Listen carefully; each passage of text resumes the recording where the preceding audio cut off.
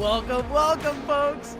It is our very first time doing some wacky little project like this because, folks, you see this nice little green logo right splattered across your screen. That's right, Sprite is here to rock your summer, folks, with Stay Plugged In's presentation of the Summer Smash brought to you by Sprite Chill. My name is Upmind, ladies and gentlemen, and I'm here with a familiar face to y'all, but a not so very familiar face to me, purely because we have never been on camera before, but this is a good friend of mine. Folks, Stu, the announcer. What's up, buddy? How you feeling?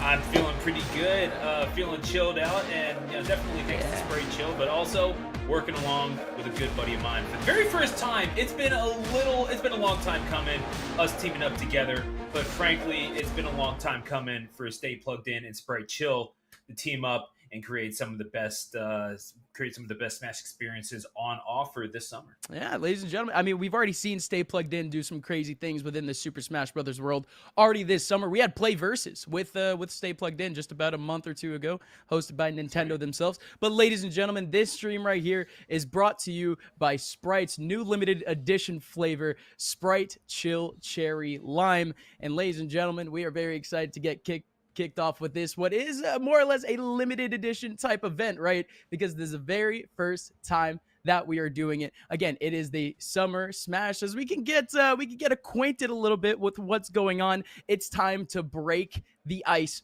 Brought to you by Sprite Chill Cherry Lime. Because, ladies and gentlemen, again, we've had tournaments going on for the last month or so. It's been actually a regular season for the players that are playing today in our Super Smash Brothers Ultimate play. That's right, a regular season that included, if I'm not mistaken, 3 weeks. We're gonna have some information. Where's Joe Information? Hello, Mr. Joe Information. Nice to meet you. The Summer Smash included 3 weeks of a group stage, and ladies and gentlemen, all the top players, which actually was a lot of them, the large majority of the players were able to advance to today's bracket. And all of the action that you're going to see in terms of the Sprite Chill Summer Smash is going to be happening today. That's right. All of the action from the East, the Central, and the West are all happening today. So on this broadcast alone, you're going to see action from the East region. You're going to see action from the Central region, and you're going to see action from the West. Not only just action, you are going to see all 3 of those grand finals at some point at this broadcast. And ladies and gentlemen, of course, each region does have its own playoff bracket, and all matches are going to be best of 5 throughout the bracket with, of course, a bracket reset in the grand finals. Yes, it is double elimination, so of course we need that bracket reset. Folks, of course, yes, this is again our little Summer Smash, not exactly a regular little event for us, purely because again we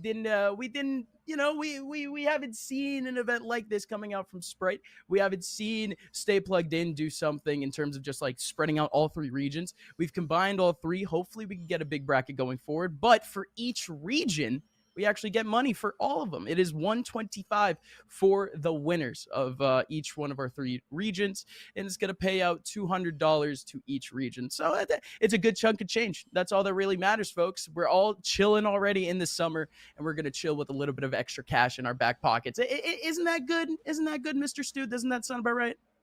That sounds fantastic. And quite frankly, when you're talking about something like being able to, stay home, chill out, get to play a little bit of Smash. Obviously, very competitive environment because you are facing off against some tough competition, as we are about to see, Mr. Upmind. Mm-hmm. But at the same time, I know, Mister. Yeah, you're a working man now. But no, it's strange to think about it. It's like, you just stayed home, played a couple of video games, and you won $125 for it. But believe you and me, trust and believe that $125 to whomever's hands it may fall, it will be earned.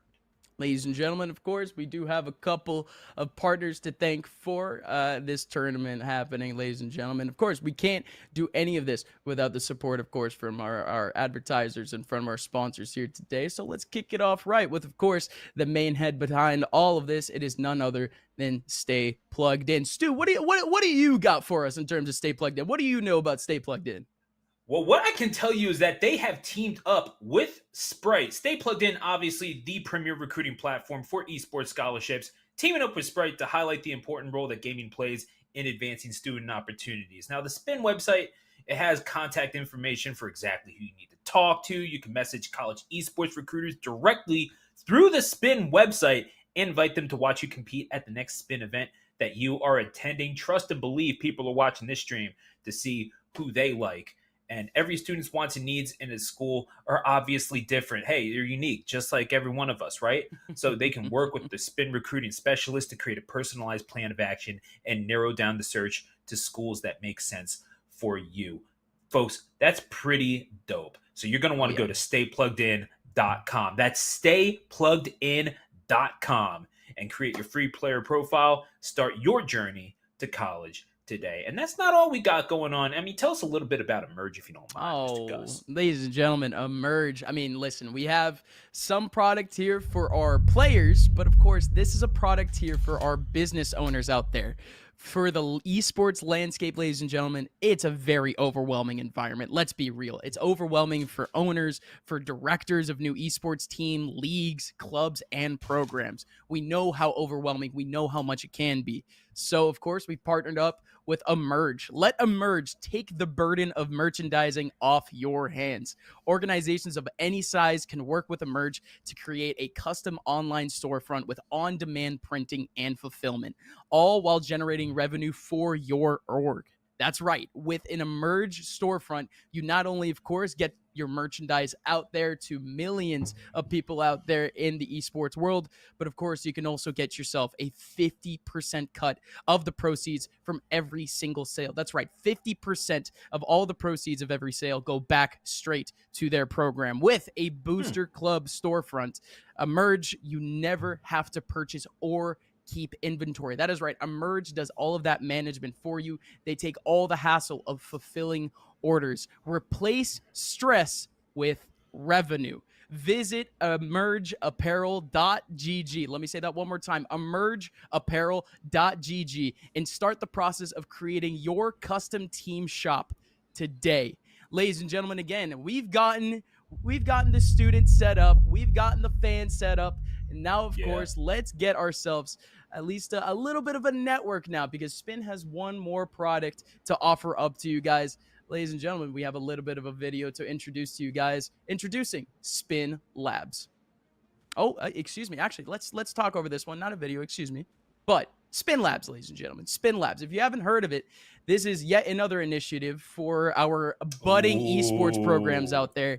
And this is the proof of concept right here, ladies and gentlemen. Spin can provide your program with a great space to compete, providing your students with the right equipment, software, and network that can set your team apart from your competition. Stay Plugged In, aka Spin, can help guide you through the physical design and the layout of your institution's esports space, and ultimately construct the lab itself to help you engage more students through STEM learning, community building, and more. Ladies and gentlemen, again, these are plenty of lovely, beautiful examples of what a Spin Lab can do for you. So, ladies and gentlemen, again, check out this video and check out Spin Labs.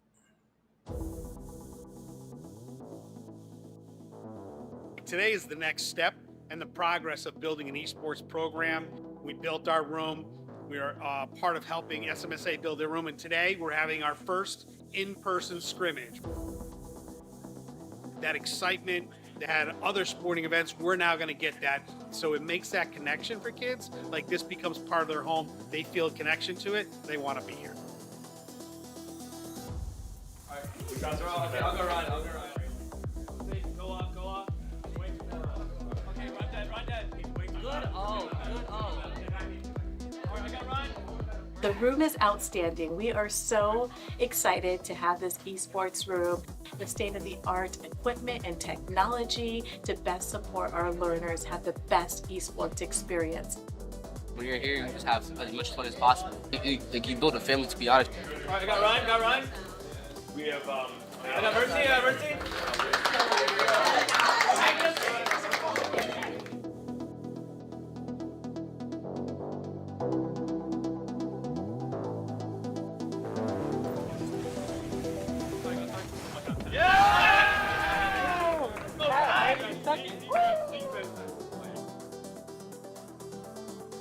Hops on three. 1, 2, 3, hops! 1, 2, 3, Tigers!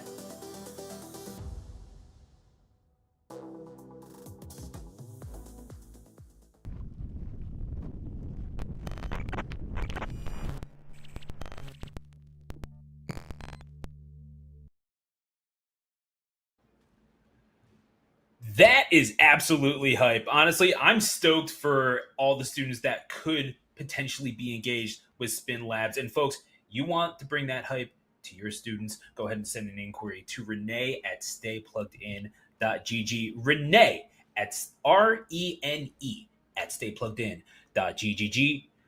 .gg, two G's, to find out more. What can I say? I'm so excited just to even talk about this. Yeah. The stammering starts. But for real, let's build something great together with Spin STEM Labs. And you know what? That excitement could also be because we have our first matchup ready to go, guys. Oh, yeah. We're almost ready and raring to go. I think we can pop up at any point if we do have our matchup ready and raring to go. If we do have some names ready, our production is going to send that at some point. But, ladies and gentlemen, I do got to remind you guys. We do got to remind you guys that throughout today, we're going to need a little bit of help. So, yes, there are going to be plenty of exciting moments, but we don't know which moments are exciting to you guys. So before round one kicks off and you guys get to see all of the Summer Smash action, here is a little bit of a challenge for you guys. We know that there's plenty of chillers out there here in the chat, right? So you guys are probably good purveyors on what is chill. So throughout the games today, use the hashtag chill. Let me say that one more time. Hashtag chill in the Twitch chat or in whatever chat that you guys are in right now, whatever platform that you guys are in right now. Use hashtag chill whenever you see a moment that really deserves that top recognition. Spin is going to be posting the top 5 plays voted by you guys by the end of the tournament. So to let your voices be known, please use the hashtag chill. Again, thank you to Sprite and Sprite Chill Cherry Lime for presenting this whole thing. And of course, ladies and gentlemen, prove how chill you are by typing in that hashtag chill. So of course, Stu, we have video games to talk about. We have Super Smash Brothers to talk about. We have a bracket actually to look at. So ladies and gentlemen, this is our very first matchup. It is going to be Shiro Takina facing off against Reverb's GG. It's already in our second round. Our bracket is already fully underway. Again, this is our first time seeing a lot of these players do. So just from a cautionary point of view, what have you seen out of these two players?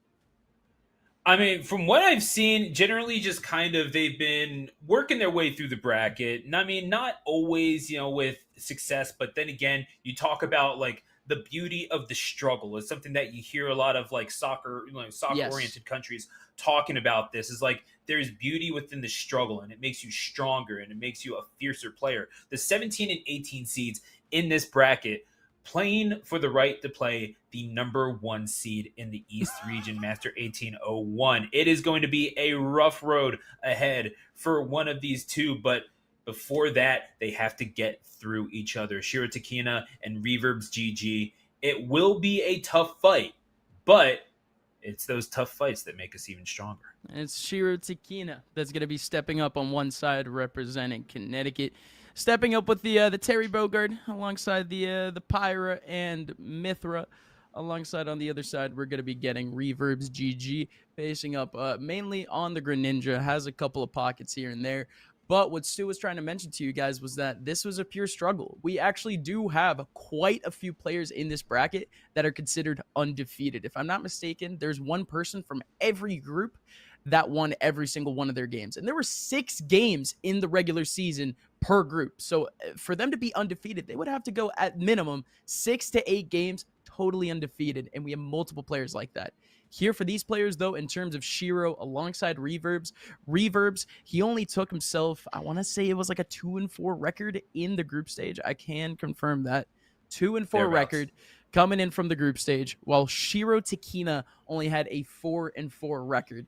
Now, is there doubt, of course, for the entire playoff run? Absolutely. Of course there's going to be. If you're losing out in any sort of preliminary stage, there's always going to be some sort of doubt that you're going to be able to do it in where it matters, in the knockout stage. But in all reality, we are looking at 2 players who at least have a hint of experience. You know what I mean? It's not exactly like these guys are completely out of the books. Like, first of all, we have experience from these guys in terms of the physical scene.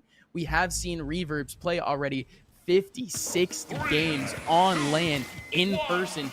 And ladies and gentlemen, we're going to see finally these 2 players face off in the server, finally here on Small Battlefield. But Yeah, at the end of the day here, we have the Greninja, we have the Terry Bogard, but the one thing to really pay attention to, this is going to be as even as it gets. Oh my goodness, it's going to be as even as it gets in terms of the difficulty level, but Shiro gets taken for a ride. Oh, talk about reverberation to start things off from go to KO in a matter of seconds. And the Greninja, this is the problem with the Terry pick, isn't it? Against a really fast mobile character like Greninja, is that you can get absolutely tossed around. You can get put in the slap chop real quick and all of a sudden slice and dice it in 20 seconds. That's Reverb's taking his food to go. Getting put through the slap chop and put through the meat grinder. At this point, it is inevitable. Oh my goodness, what a read from Reverbs. Reads the double jump from Shiro and slaps him away once again. Now there's only one stock to take. Yeah, and all of a sudden, you seeing it getting caught with the up airs. The jab resets. Jab locked, getting put under the stage. Shiro is in real trouble, and you saw just the confidence with which Reverbs is playing off stage and getting caught in the blender with the up airs, going to put him off the top. Catch a body, young man. Reverbs, he's got some fatal fury of his own. That's a 3 stock to kick things off. Oh my goodness. No words. No words. What a way to kick things off. Electric is the only way to describe it, even though we're talking about a Greninja, even though we're talking about a water type, electric. And, that don't matter. Type resistances do not matter here, my man. I wouldn't think so. I wouldn't think so, because clearly Greninja is showing some pure lightning of their own. Okay, that was fire. That was fire. Let's not forget. We're not talking about Terry Bogard's fire. We're talking about the fact that we actually do have a player here in terms of Reverbs who seems mechanically sound. He seems ready today to actually execute that fundamental, to execute the bread and butter, and he has a victim. He has a victim. Oh, he has a victim. Shiro, you're getting taken for a ride right now. It's a bumpy ride, to say the very least. It's gonna end at some point. That's what matters here. But it's a bumpy ride. It's a bumpy ride. See, and it makes me wonder because, we saw that. And I think we saw, that might be a water type. I think we saw a little bit of that dark typing come out with how sinister for sure. we saw that Greninja just there. But Reverb's doing some absolutely nutty work. You saw the able to extend those combos. Yeah. And, from the minute that we saw it, is able to connect with the forward air, the multi-hit forward air. And I was kind of thinking, wait a second, maybe not wanting to finish it off. It's like, no. They were setting up the spot, and we saw that going towards the ledge. You're trying to recover from above. This is why you don't do that as Terry. Boom! Catch him with the down smash, and those water kunai coming out in full force. We saw the connecting with the up smash a few times, and of course the KO at the very end, the cherry on top with the up air combos. You gotta love what you're seeing from Reverbs thus far, and it makes you wonder if that's going to necessitate the switch over to the Pocket Pirate Mithra for Shiro. Oh, for sure. For sure. I feel like that should have been the pick to begin with, because Greninja just has that little bit of extension in terms of that hitbox, and Terry's hurtbox is kind of disjointed. Like, it kind of gets a little bit all over the place, especially when you're looking at, like, up air. You get a couple of, like, literally disjoints. Like, literally, the joints of his body are just too extended, and they're a lot easier for you to hit. And when you're looking at, Greninja does have some very weird joints to deal with, but this is even weirder. Interesting. This is weird. Of course, Greninja does put out a lot of hitboxes, or hurtboxes, which the Pirate Mithra would have a little bit more fun with. Incineroar, though? The thing is, I see the vision. And I saw the vision with Terry, but it simply did not work out. With Incineroar, you really don't need to win neutral that many times. Even if you are getting tagged up a little bit, that's just going to make the rage even larger. And if you're able to get that timing down on the side B into the lariat, then especially off of Revenge, you're going to condition Reverbs into pressing a lot fewer buttons. The question is, are you able to cope with the recovery going high with the up B, interestingly enough, on cross chop? And is not going to be taken out just yet, but this is the shortest ceiling in the competitive moves in the competitive stage list. So that danger is ever present. Luckily, Incineroar quite a bit ahead. I mean, we are looking at a character, though, that does like to kill from the top in terms of its Incineroar. And just the fact that, let's be real again, Reverbs choked out Shiro in that last game. Gave Shiro literally no chance. So Shiro's giving himself a chance here just in terms of the comeback mechanic, right? It gave himself that little bit of a wild card factor, little bit of an X factor, just for him to give himself that slight chance to come back from any type of situation in this game. Again, I like it, but I just want to see where the fundamentals are at for Shiro. 83% right now for Reverbs, and he is just continuing to get a couple of chips here and there. Again, the one thing that Greninja is very good for is just combo starters in general. Greninja, of course, does have the combos itself, but the fact that Greninja has so many options to hit up players, to hit up opponents into the right positions, it is great. But it doesn't matter if you can hit players into the right positions, as long as you're hitting them off the stage, that's what matters. Yeah, I mean, how many options do you have in terms of landing, in terms of recovery, especially above the stage? If you are landing with down air, that is prime real estate for Incineroar to wind up with that F smash. You saw him connecting with the big Enziguri and taking it to 2 stocks apiece. But now, all of a sudden, Incineroar in a precarious position gets back onto stage. But a little worse for the wear at 117. Still, that's about half, 3/4 rage now. So you do have the opportunity to connect with some big hits. But how much is that going to count for if you can't get a combo off of it? It is going to happen, though. We are going to see at least some point that... Oh, my goodness. Oh, my goodness. So this is actually KO percent. Yes, Shiro... If he gets his hand on the Reverbs, this could be it. He's going to hit him with the lariat. He's going to hit him with the clothesline, and that would be it. But no, sir. Instead, kick to the face, some sweet chin music coming out from the Greninja, and it's over for now. Reverbs dodges the danger in terms of Shiro. Shiro holding on to that down smash, trying to get something crazy going, but does not happen. Instead, though, again, oh, hold on a minute. No, the gap was about to kind of close up for a second there, but this is still all Reverbs. Oh, I think that might have been a grab opportunity there for Shiro, but I can see the vision going for the down smash. Really thirsty for the KO, and I get it, although I do think back throw would have been able to do the job there, that giant swing. Nevertheless, is able to, at the very least, neutralize position a little bit before getting taken off stage.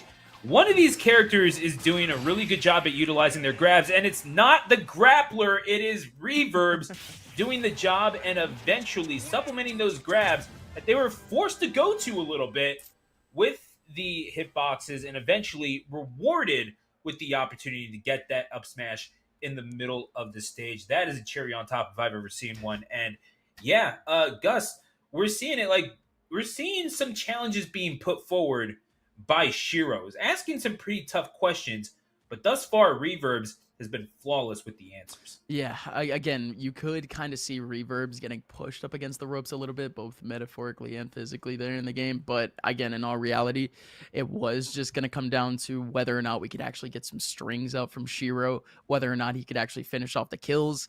And he did pick a character where the kills come easier, you know, in terms of Incineroar, or at least not come easier, but they're at least literally the button inputs themselves. It is a lot simpler for you to kill on Incineroar than a lot of other characters, but in all reality, he wasn't even able to get his hands on him. The movement in neutral coming out from the Greninja was so pivotal. He was slimy, unable to really get a good grab on him, especially back over towards the ledge, especially when he was recovering from ledge. Couple double rolls in and out might have been a little bit predictable, but it was just enough for him to evade Shiro whenever Shiro really did have his opportunities for the kill. So again, we're looking at a Reverbs right now where he's able to take advantage whenever he has an opening. We saw the combo game in game number 1, but game number 2 was the showcase of the evasiveness potentially from Reverbs and his movement, and not looking that shabby. He passed that test with flying colors. I mean, moving around Incineroar, you're not really too concerned about that. What you are concerned about is moving right into that grab range. And we saw that sort of like a warning shot at the very beginning where you saw him get grabbed by the lariat. And really, Shiro just not able to leverage that quite well enough. I mean, yeah, obviously you do want him to maybe stay. Like, if you're Incineroar, you're trying to put the fear of God into your opponent. Like, you want to make sure that they're like, you want to get those hitboxes out so that you can supplement it. You can get them blocking. All right, well, now that you're living like a coward, you are going to get knocked out like one, because now I get to side B command grab you and then hit you with the lariat. That big old muscled, chiseled forearm of Incineroars is going to send you backwards and exit stage right. So that's the game plan generally as Incineroar. And I do kind of wonder if we're seeing some deliberation on the character select screen. I don't know if there's really reason for Shiro to be doubting this. Really, it's a matter of execution, I feel like. You do want to be using your grabs a lot more. Yeah, grab, it's Incineroar. It's a novel concept. But at the same time, you have to do something if you're getting shielded on, if you're getting sidestepped, if you're getting dodged. You have to find a way to neutralize that. You have to keep the Greninja's feet on the ground, because that is where you are going to win. How do you do that? You have no other choice than to use the brute force and punishing them for landing, punishing them upon landing, punishing them with your sort of laggier landing options that we did see Reverb's kind of going with for a while there. And I mean, honestly, you are kind of right in the fact that like Incineroar is an answer in comparison to the first game. I guess you could say yes, the first game the execution was fully in the hands of Reverbs, but you could also see just as Terry, he wasn't able to find himself a lot of good movement options, a lot of easy recovery options, or just easy ways for him to land, like you were mentioning. But if this is Pyramithra, I'm not against it. I'm not against it by any means, especially against Greninja, especially against a character that, again, is super fast, can get in your face really quick. With the Pyramithra, you still have the brute force and you still have the speed. Just depends on, which one you're feeling at that time. But it does have, at least, again, that ability to just keep the Greninja out of hand's distance, out of arm's width. Purely because, again, swords. That's all that we need right now. We just need an excuse to keep that Greninja away from this player right now. And again, Reverbs, he's going to get his opportunity to potentially close out this game number 3. We're going to get it in a little bit. But at this point, Stu, do you see any gaps right now in the Greninja player, or is Reverbs really that solid right now? I mean, I do see the gaps. I mean, maybe the inclination to land above stage with down air is going to be punishable. Like someone, especially because we talked about this, you are going up against the number 1 seed in the tournament. If you win this, you need to get that out of your system now.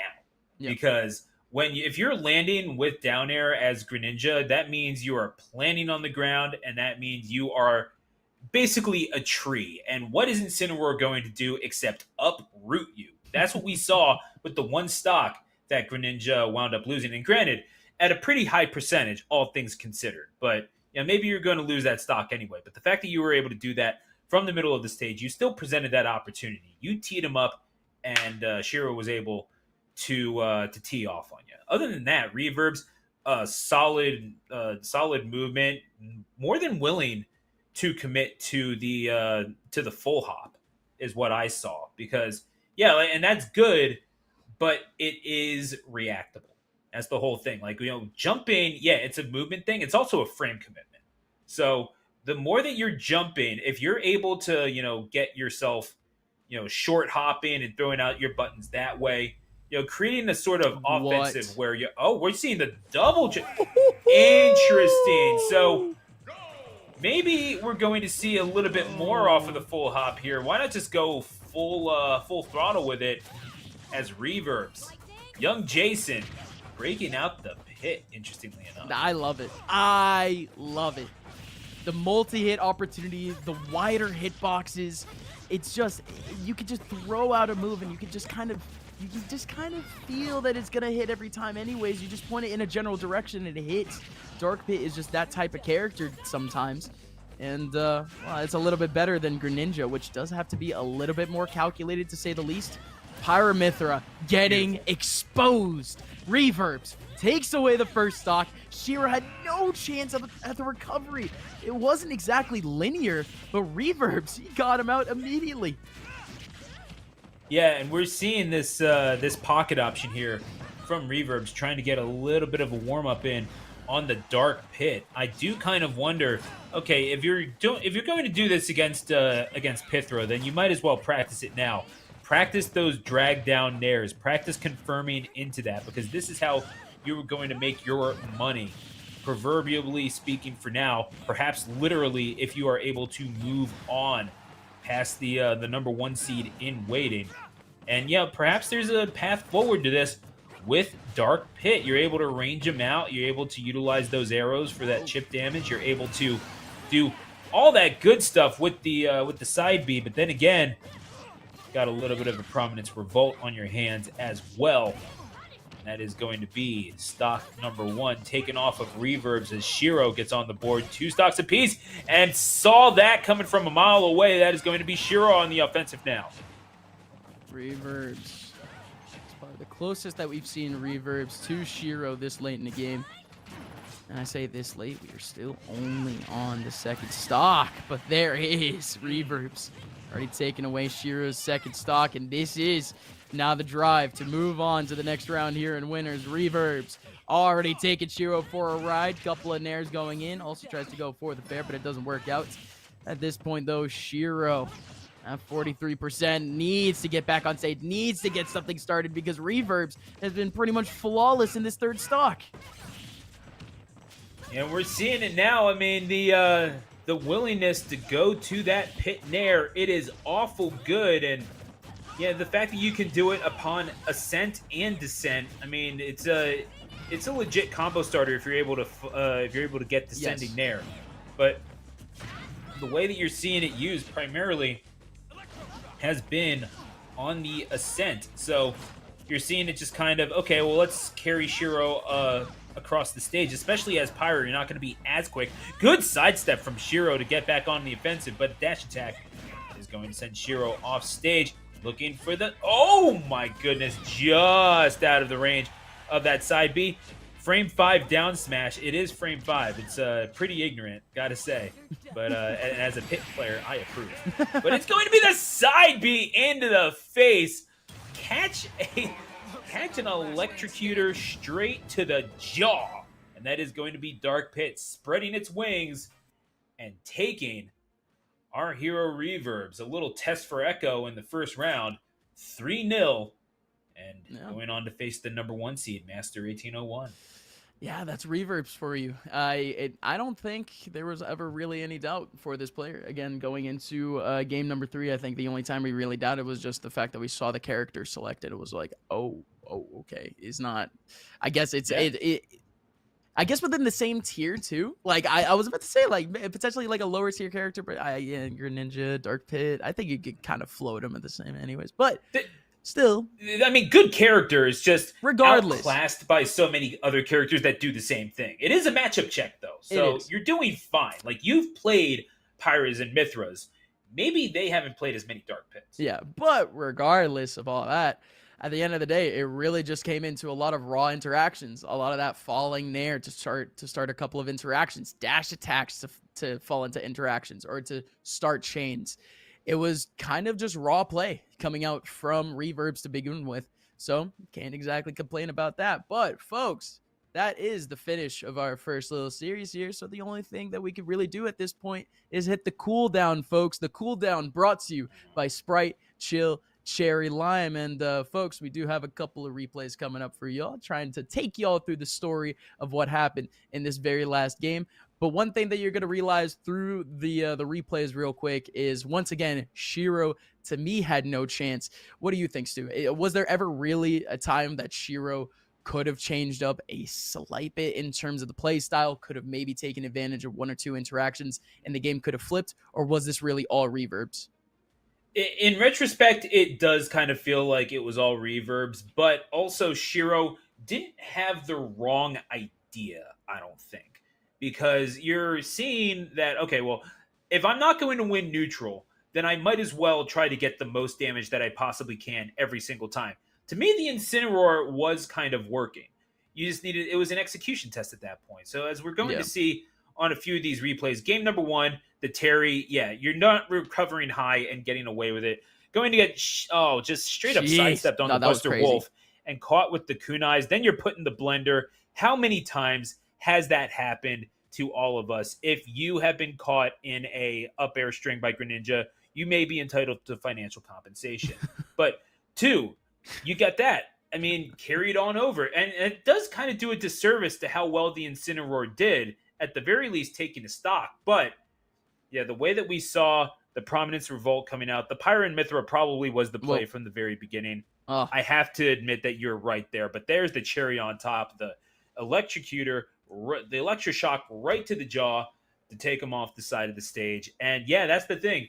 What separates the good players from the great players is their efficacy in recovering, knowing when to recover high and low, knowing what routes to take. What the top players know that, okay, I'm going to throw a projectile or I'm going to put a hitbox where I'm expecting you to go, so I'm going to make you take a less efficient route. Let's see if you can do it.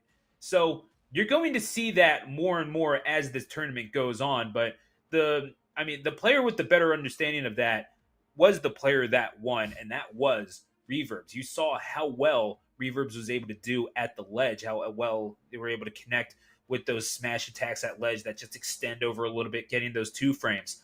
And yeah, we saw Reverbs basically eaten as a result of that. And that, was punctuated by the cherry on top, the Electroshock. Well, okay, okay, that's weird because you're talking about eating, but we're talking about cherry on top. But when we talk about cherry on top, we're talking about Sprite, Chill, Cherry Lime. And we don't eat that. Folks, don't eat Sprite, Chill, Cherry Lime. Potentially drink it. Refresh yourself with a can of Sprite, Chill, Cherry Lime, because folks, we actually do got ourselves a little bit of a break. So again, as we put the cherry on top a little bit earlier, we're gonna keep the games going with the second round of play from the East region, but only after a break once again, folks. So thank you again for tuning in to the Sprite Chill Summer Smash, but we'll be right back with more action. Wait. Whoa. You can freeze Sprite Chill. Oh, that is true. You can eat Sprite Chill technically. Well, up to you guys. Whatever you want to do. Go put some Sprite Chill in the freezer. Let us know how it is. And in the meantime, we'll be right back here at the Stay Plugged In Sprite Chill series.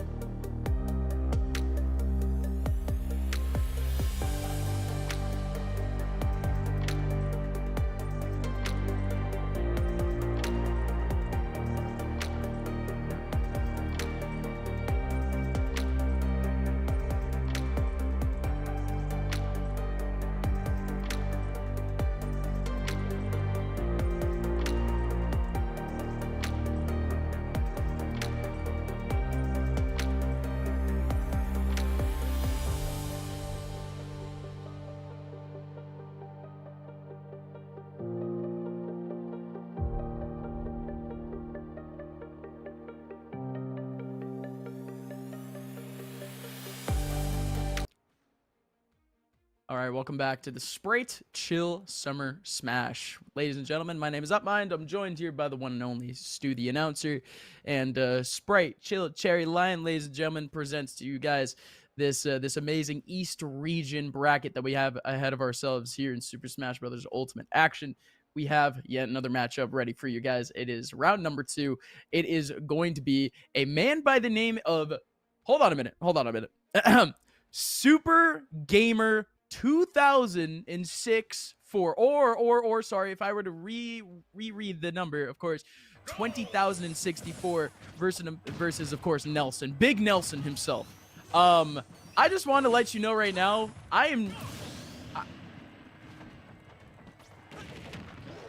no. Oh no, that was real. Oh no, that was fully real. Oh, I was about to say, I am cheering for Super Gamer. I am putting aside every affiliation I have, every love for any brand entity I have, any entity period I have, and I'm putting it all on Super Gamer. And don't fail me now, Super Gamer, please.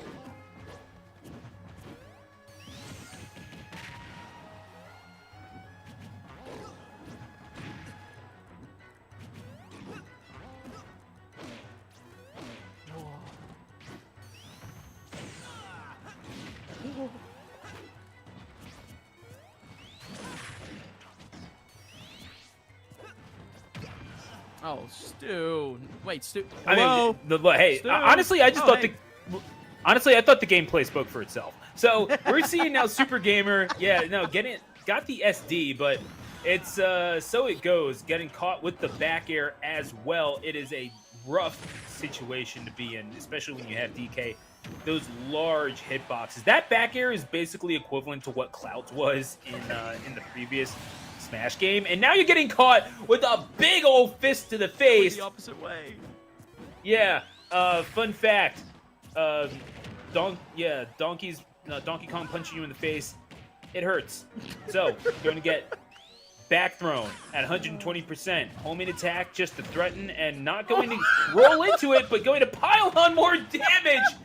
Just these pursuing attacks from Nelson. Oh, don't do it. Super Gamer has nowhere to go, man. Oh, this is awesome. This is awesome. Oh no!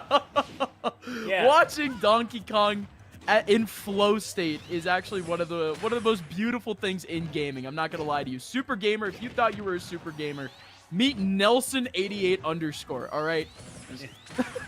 Ascended Gamer, Nelson. Oh, hold on a minute. Hold on a minute. Hold on. Wait a second. We have a game on our hands. No. I'm sorry, I lied. Well, I mean, I lied. Donkey Kong going this deep, this is actually still dangerous. You can still see a moment with Super Gamer doing a thing against Nelson, but nah, who am I kidding? This is Nelson88_'s world, and we're just living in it. Yeah, I mean, counted the spin dash and had it clank with the headbutt. Interestingly enough, yeah, that is going to be a KO. Nasty. Oh my goodness, straight up. I wasn't gonna say what it reminded me of, but goodness me. Just in the whirling blades of the helicopter, and Nelson, a 2-stock victory, a comfortable one at that. And yeah, Super Gamer, I don't think that I think it would have been a lot closer if we didn't see the SD at the beginning, but that is the pros and cons of playing a Sonic, is it not? Yeah. Well, okay, especially online. I mean, we are looking at a character that is very fast, has fast moves, and when we're dealing with online, it is a little bit harder for you to deal with fast things, for you to react to fast things. So, very simply put, it is a double-edged sword in that way, but it's rare, to say the very least. We don't really see the top Sonic players, especially in the peak of Wi-Fi. We didn't really see too many of them make big mistakes like that. That is literally going to be the margin of error, the margin of victory for those Sonics. Because just think into the past, right? The Sonics, their whole strategy was to survive the whole game, just to try to hold on to each and every little percent that they could hold on to, just so they could win because of the time at the very end. An SD, it falls you very behind, of course, but as a Sonic especially, it left him completely exposed. You're not almost ever going to be able to make that comeback. as a Sonic, maybe as DK because of how big the hurt boxes actually are for this character. But again, in all reality, I wasn't trying to joke too much there. It is actually the fact that, you know, the SD, it leaves Super Gamer and Sonic specifically very exposed.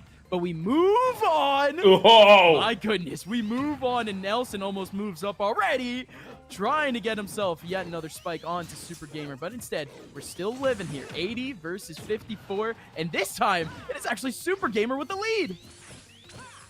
yeah, just ever so slightly. And Nelson at 88%, apropos enough, but it is going to be a trade, and Nelson is going to take that any day of the week. Almost getting messed up by the spring and Super Game. Goodness gracious me. Making a challenge of it, but Nelson, all Nelson needs to do is like, okay, you want to stall me out. You're still within range of my hand. And my hand, you know, you look awful like a volleyball. I can go all high Q on you. I have no problems doing that. I like how you pronounce not volleyball, but volleyball, like a true foreigner. I love it. You're so cultured. I mean, look, it's yeah, no, the accent came out a little bit. What can I say? I'm from Philadelphia, but this is you hear it all the time. Don't even start.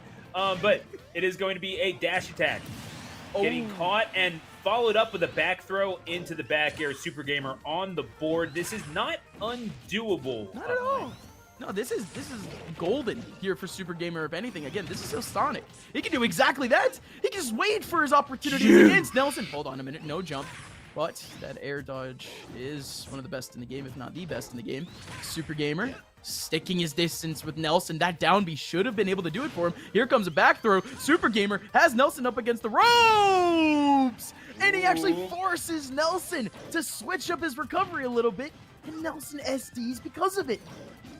Anything that you can do to throw a cog, a wrench in the machine, you know, just any sort of cogs that you can pick off, any sort of gears that you can ply off to make the game plan just a little less efficient for Nelson, because it's a very straightforward game plan. Use your hitboxes, big sweeping hitboxes that you've got, just like you saw there. We are at one stock apiece, but it's an even game. The clock is your friend if you're a Super Gamer. You just got to get that lead, and you have to make Nelson come to you. You do not need to be aggressive. I repeat, you do not need to get in range of those attacks, Super Gamer. It is 4 minutes left. Super Gamer is gonna he's gonna have to get into a little bit of a marathon here, into a bit of a waiting game if he wants to go with that mentality that you were mentioning, but absolutely not. No, Nelson had a golden opportunity to close out the game. Instead, Nelson goes for the punch, goes for the here comes the giant fist. Patrick, no. Super Gamer, though, he pulls his own giant fist. Oh my goodness. Okay. Nelson needs the uppy. Nelson makes it back. You helped him. Clean on stage. You helped him. Oh, the Nair could have killed him. The uppy. No, Super Gamer. Patience is a virtue. That was winnable, my man. So winnable. Oh, that is an absolute tragedy. And you saw it, right? You saw the path to victory as soon as it went to one stock apiece. Mine.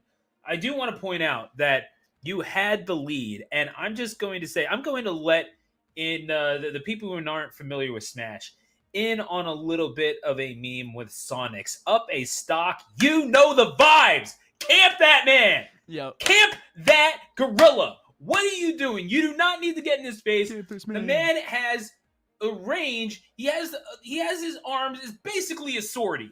Let's be real. Basically has Cloud Sword attached to his shoulder in terms of his arm. He's going to sweep that thing at you. He's going to knock you off stage.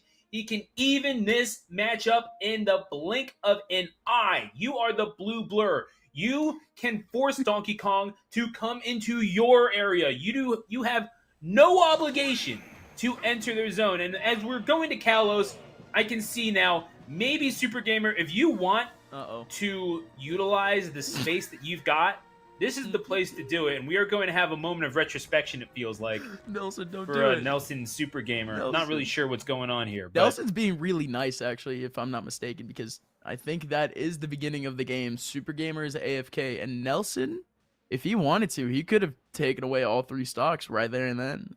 So yeah. Good No, sportsmanship. that's good sportsmanship. Very Yeah, good. absolutely. We applaud Very that. good. But And legitimately very good sportsmanship. Thank you to Nelson for not kind of throwing this match away early. Super Gamer good kid. gets an opportunity to kind of bounce back here. We're looking at 80%. Nelson, here comes the giant. Welcome fist. back. Oh man, Super Gamer, what a dog. All right, this is look. I can get being frustrated if you're Super Gamer. I can understand that, but at the same time, my goodness, like this is when I say that patience is a virtue, it's something that needs to be exercised under all circumstances because you are getting. Wow. Yeah, I'm not gonna lie, you're kind of getting cooked. Oh, a generational dusting right here from Nelson. And listen. Nelson right here, he has to enjoy this moment. He just has to. Because it is rare that you're going to be on a stream sponsored by a company like Sprite. Rare that you're going to be facing a player with such a golden name, such as Super Gamer, and you're playing such good fundamental Smash like this. Not exactly facing too much opposition either. It's a very rare platform to have. So, Nelson, enjoy your time, my friend. That's how you end the game. Wow. If you're Donkey Kong, that's exactly what you do. Like I said, he uses the platform to his full advantage by getting off the platform. And again, congratulations to Nelson. That is going to be Nelson moving on to the next round. And yeah, folks, we didn't mention this stat here, but yeah, Nelson was undefeated in the group stage. If you guys want to take a fat guess, out of 8 games, the record for our opponent here for Super Gamer, I'll spoil you guys. I'll spoil it for you guys real quick. 1-7.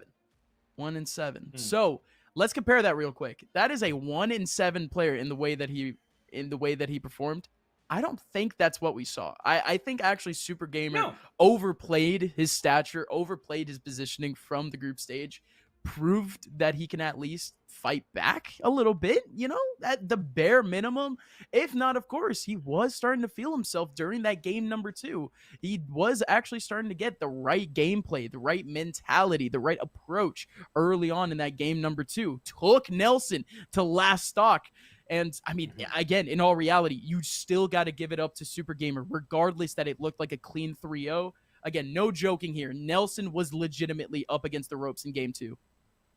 100%. And it's a shame that we saw it end the way that it did because, again, it just required a little bit of patience. That's what you have to have if you are a Sonic. But you did not, and because of that, Nelson was able to put the cherry on top, courtesy of Sprite Cherry Lime.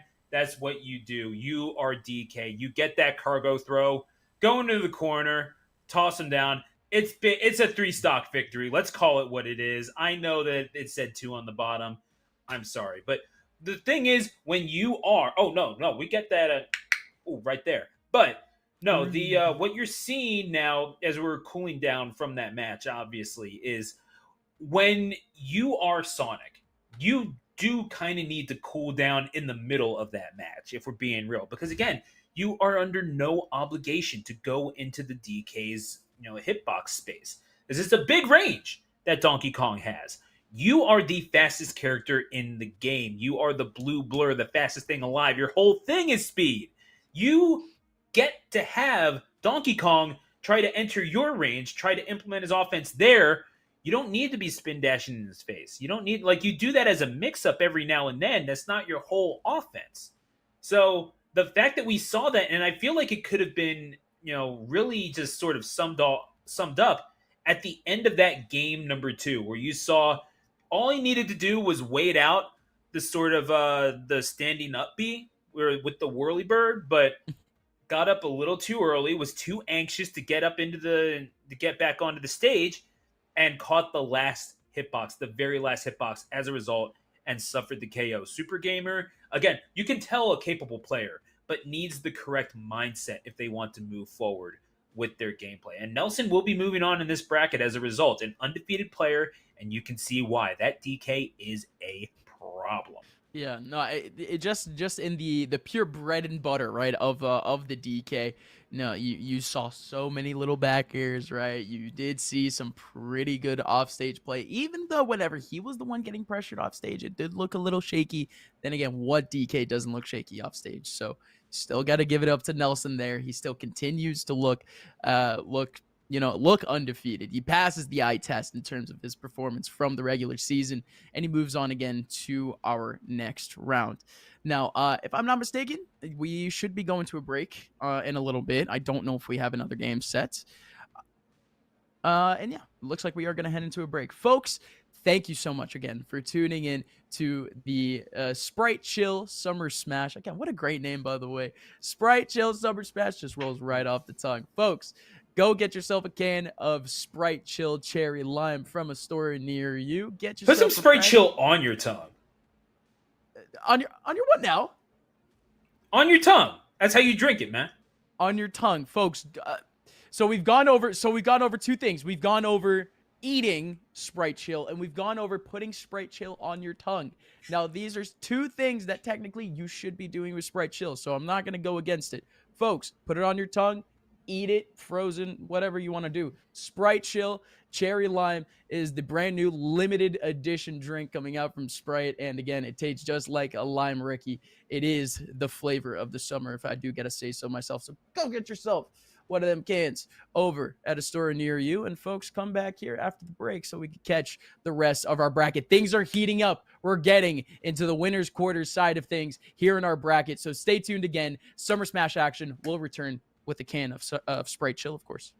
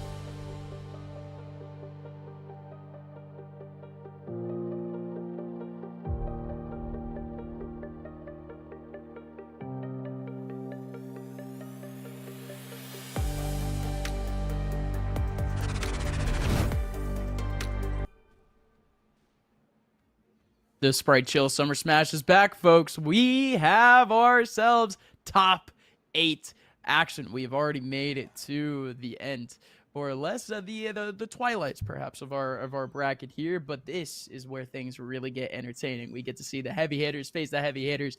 We get to see the players who have been almost flawless for the last month finally face off potentially against some worthy opponents. Again, my name is Upmind. I'm joined here by Stu, the announcer. And folks, we are heading into that game real quick. We're looking at 2 players who combined have only lost a single game in the last month. That's right. Astract Blade alongside Dragon Beast MC. Only one of these players has lost a game so far this month. And yes, it is Dragon Beast MC, but that's purely because he's in a group where the one other person that qualified with him also got 5-1. So both players on a 5-1 record going even against each other. But ladies and gentlemen, we are looking at a tight battle between 2 players who are vying for spots in grand finals and of course vying to win this whole tournament.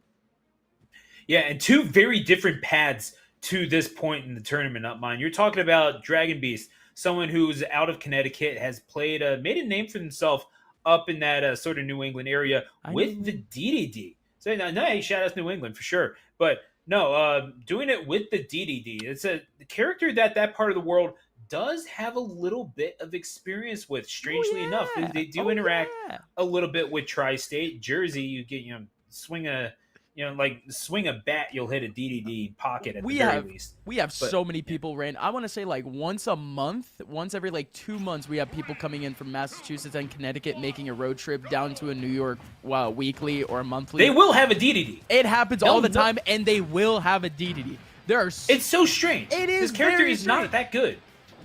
Not that good. But it definitely has its moments. That's the thing. There's a reason why people play a DDD is because once in a while, once every like 2-3 months or so, they'll have a tournament run that everyone will say like, hey, remember when that happened? And everyone's going to say, yes, we do remember when that happened. Wasn't that weird? Yes, it was weird.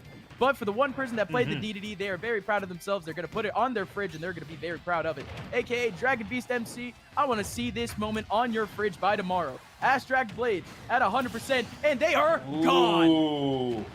Yeah, ironic with the Mii Gunner getting taken out by the projectile. That Gordo can be a problem. Not as much since the start of the game. It has been heavily nerfed, but still, when you're getting that, when you're getting caught with it in the middle of the air, that's when it becomes nigh upon unmanageable if you do not have your air dodge on deck. But the Mii Gunner does have tools with which to deal with the DDD, but when it is... But you talk about DDD is what we would call in American football a downhill runner. When you get a little bit of momentum behind it, all of a sudden, just off to the races. Good luck stopping them. The question is, can you do enough to disrupt the DDD from even getting to that point in the first place? When you have something quick like that in air, it can be a little easier said than done. Oh! Are we gonna... We're gonna start. That was a strange interaction. You saw that? Yeah. What? Yeah. Can we, replay people? Please get that ready. Please get that. DDD is very funny. Yeah. Okay. Please get that replay for us, ladies and gents. Please. Thank you, production team. But we'll be back to that in a little bit. We still have some gaming action ahead of us. Astract, of course, doing Mii Gunner things. Amazing Mii Gunner things. Good job, Astract. Good job. But the reflector does come out, and he goes away. Yeah, eventually, yeah. And that's what I'm talking about. Like, if you have... Maybe that's the key to winning here for Dragon Beast. Just play as close to traditional Smash as you possibly can with this character. You have that sort of pursuing ability with the dash attack. You're able to follow things up just a little bit easier than perhaps Mii Gunner is. But you're really relying, if you're the Mii Gunner, if you're Astract, to perhaps maybe lean on a little bit of matchup inexperience. No guarantee that you have that. Mii Gunner is coming into vogue just a little bit more, but wow. Oh, you know what never goes out of style is a big old hammer. Dragon Beast going to wave that above his head, and yeah, it is going to be the up air below the stage that winds up taking the game 1 victory for the Connecticut DDD. Huh. Shout out to Connecticut, first of all. Second of all, I don't really know what to make of that one, because Dragon Beast absolutely swept through it, as we all saw, as of course the result will tell you. That is expert analysis right there. But it's just the fact that we were looking at Me Gunner, a character that heavily relies on the spacing. Of course, it's a gunner. It's gonna have to play their space. It is what it is. But the range was never really there for them. The DDD of all characters, a very chunky character, a character with not a lot of options in terms of the approach outside of the Gordo, was able to approach successfully almost every single time that they actually did so. So where's the gap here potentially that we're missing for Astract? The question, if you are Astract, and this is the one that I'm interested in particular, and I know that you will be too once I ask it. Does Astract fully embrace chaos and go with the pocket hero? Because we do have Me Gunner on the sheet, but right next to it says hero. Uh-huh. And do we start just playing straight up menu roulette against this DDD Let's go and gambling. supplement it? Because you see where I'm going with this, because you do have the opportunity to keep him at range a little bit with the sword. You're not helpless when fighting face to face, because that unironically, yes. Yeah, like, I mean, you can do basic fundamental Smash stuff with hero. Beast Mode Paul does quite well with this character, in fact. But yeah, but now we're seeing, okay, now you can really get things going with the thwacks, with the Medusas and all that kind of stuff. The answer is no, however, and you're going to town and city, perhaps trying to introduce a little bit more space in between you two. And it's essentially an Omega stage half the time anyway. You really do need to neutralize that neutral B usage on your projectiles. But if you're able to follow that up with some good fundamental play, introducing those short hop bears that you have if you are Me Gunner, then perhaps you have a way in to debase Dragon Beast. But right now, Astract Blade has presented nothing of the sort, kind of getting beaten from pillar to post here. And there's no way that grab comes in like that. Astract not able to do anything with it, bobbing in and out, trying to go hand-to-hand combat here as the Me Gunner, and it wasn't hand-to-hand, I'm sorry. It was a hand-to-hammer, and Hammer won, surprisingly, very surprising, I'm not gonna lie to you. Dragon Beast, 85% in this first stock, still has, actually, I was about to say, not exactly the easiest road here. And there you go. That's what we should need there. Dragon Beast, of course, was just, utilizing the good old suck there. But at the end of the day, Dragon Beast kind of just stood there ready for the projectiles. And that is what Astract Blade kind of needs. Needs space and time to actually pull out these projectiles, to actually take advantage of the fact that Dragon Beast is slow, has a bigger hitbox. And Astract Blade can just keep pulling out the projectiles, keep maintaining this space, chipping away at this damage. But Dragon Beast, very well done. Getting in on Astract. How much damage can he get from it? Astract trades a little bit, almost in a snake style. Yes, getting hit, but allowing the other player to get hit up instead. 87-66, though. Dragon Beast, playing with fire, to say the least. Astract, almost a beautiful setup. But yeah, this is just a very weird time here to be alive, if you're just a Smash fan in general, because Astract Blade, he's going in and out here of having control, having space and time here to take over Dragon Beast. And Dragon Beast, with a swing of a hammer, he could just turn things around. Yeah, and you're seeing that now, you're seeing that Gordo can be exploited. Again, this is something that has been very, very heavily nerfed since the beginning of the game, ever since we saw some of the bigger DDD mains, especially out of the Northeast, individuals like Atomisk and Bryce, that have really taken this character's meta to its outer limits. The way that we saw this going about, ever since then, is that DDD has not been all that prevalent, except oddly enough in Japan, where people really do just kind of like this character and see value in it. It's because it gets KOs, because it does some things very efficiently, while also doing other things weirdly enough to where others just don't really know how to deal with it. So, Me Gunner can kind of be presented in that same way with the projectiles. You're basically turning You're not playing Smash at this point. You're playing Contra. You're trying to avoid the bullets. Dragon Beast, though, for as big a target as he's presenting, thus far, DDD is doing a pretty decent job of avoiding all the shots and is going to take a game 2 victory and go up 2-0 in the set. Yeah, at this point. Yeah, I mean, I'm enjoying this too, man.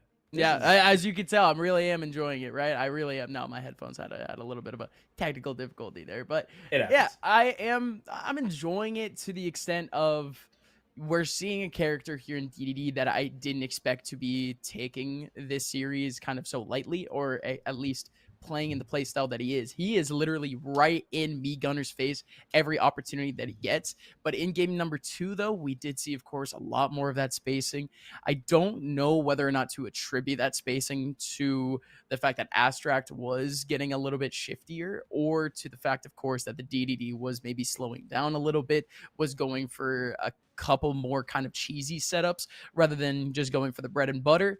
But at the end of the day, it is just starting to seem like the DDD is finding still time after time again opportunities to get in on this gunner, to get through what is a minefield of projectiles in the middle of neutral, and all while doing it while not really getting hit up for any sort of combo starter, because again, we still have some really good potential from the Me Gunner in terms of those combos. The up air still really is very dangerous for the Me Gunner. We still haven't seen the F smashes from the Me Gunner either. So there is still a lot of opportunities here where Astract Blade can really take over, and Dragon Beast has just done a good job of, again, getting in the face of Astract and dodging any of those setups. Yeah, but at the same time, those opportunities have not been made all that plentiful. I mean, Dragon Beast is doing a decent enough job of keeping the ball at his foot to where you're not really able to do much if you're Astract Blade. Like, yeah, you can throw out projectiles, but they're going into lanes where the DDD is generally trying to avoid anyway. Like, the DDD can short hop and sort of float above that little landmine that you're planning. You can really, the only thing that's been giving him trouble is when you're already dealing with another projectile, you hit him with the charge shot, the old, sort of switcheroo. But that down smash is going to provide enough of a problem for you to get back onto the Angel platform a stop later. It's a rough go of it if you're Astract, is what I'm trying to say. No, for sure. Thank you for your expert opinion, Stu, the announcer. I appreciate it, pal. No, yeah, it's been rough. I do what I can. Yeah, of course. Oh, okay. Hold on. Okay. I'd like to say that stuff like most effort and most improved award does go usually to someone like Stu. So, Stu, I'll say good college effort from you once again. But we are at it again, where Astract is currently losing and Dragon Blade is winning. Did I do it right? Yeah, no, that means next to nothing to me, but thank you. Yes, correct.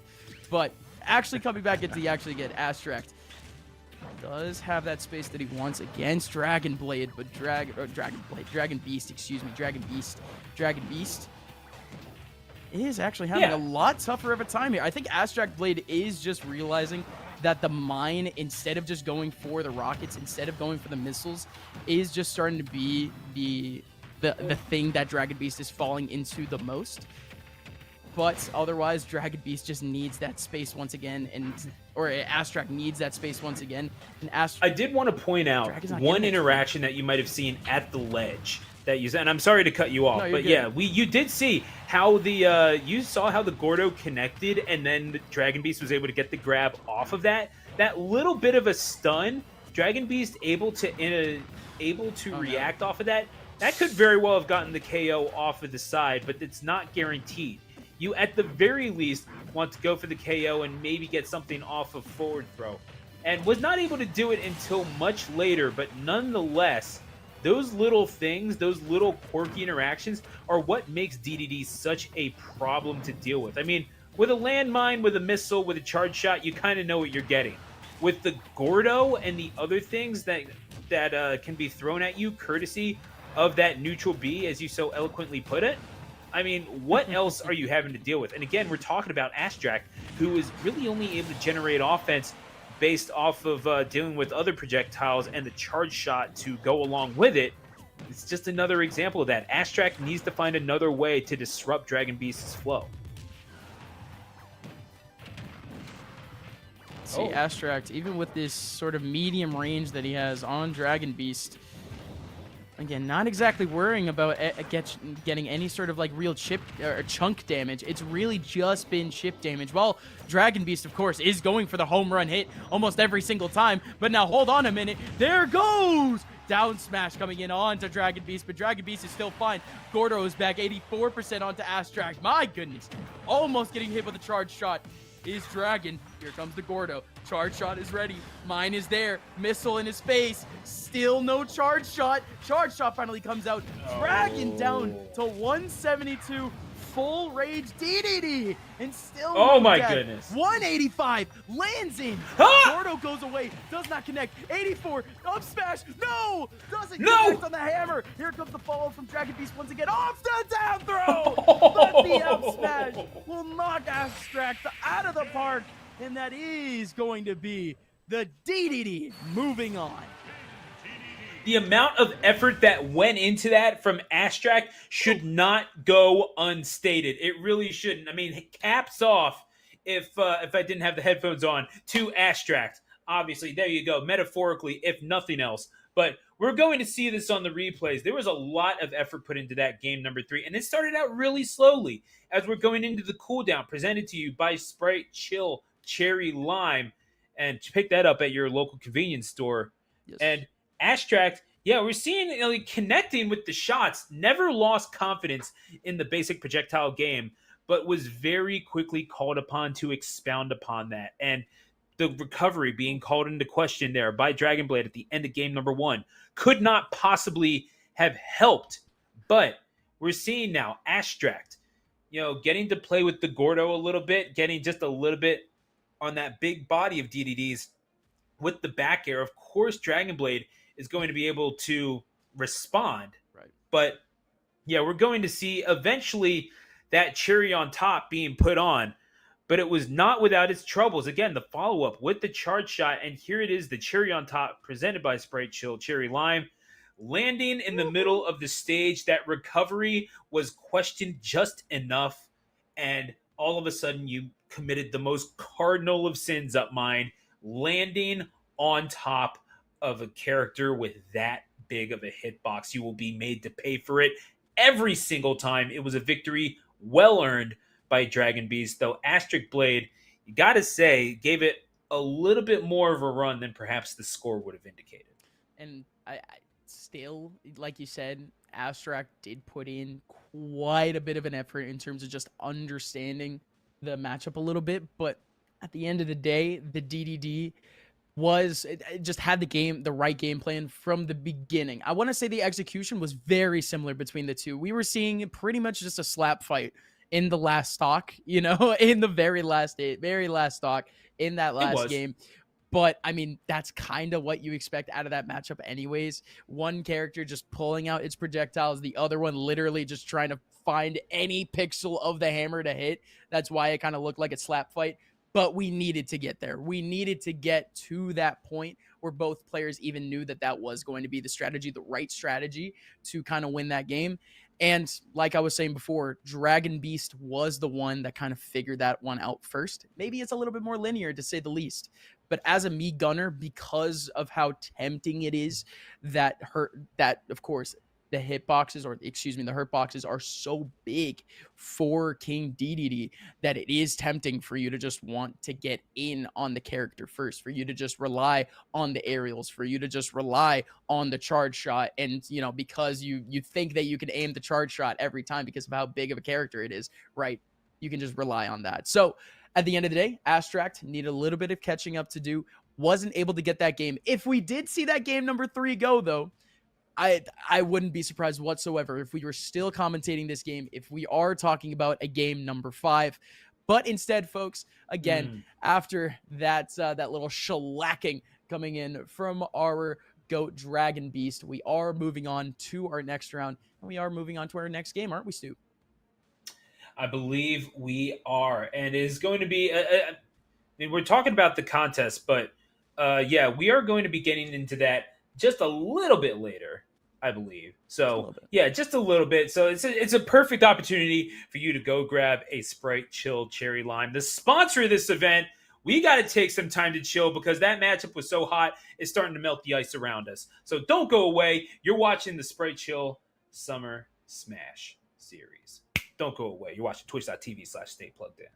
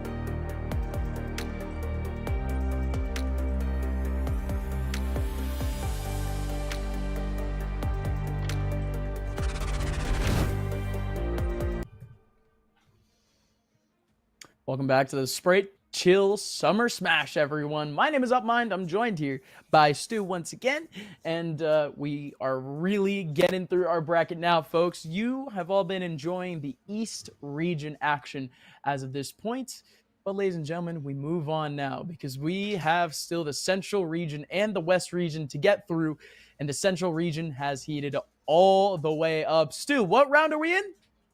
Oh, we are in winners final, baby. We're getting JD Neon versus Particle Sploshi. We'll call him Particle. Yeah, we'll go with Particle for that. Yeah, Particle, JD, and again, top seeds here abound in this tournament. Particle not doing bad for themselves. Illinois-based player going 6-2 with the Hero and also the Pocket Bowser Jr., two characters that have an interesting presence in the online meta in particular. JD, however, 6-0 from the big old state of Texas, roundabout where I am, apparently. So, yeah, and they are going to employ the Steve and the Sonic to go at it. You talk about going with the top tiers. This is where we're going to see two very interesting ideologies clash. You're talking about, do you when you're playing Smash, when you pick this game up, do you want to go with the big time, like, these are the characters that are going to really help you win, like the Sonics or the Steves, or do you want to go with maybe the quirky sort of, this is going to help you win, but because they're expecting something different, like the Heroes, the Bowser Juniors, etc. Then again, there's so many ways to go about this. I mean, there's really you can't really just put either one of these two players into a box, although certainly at least one of these characters is box shaped.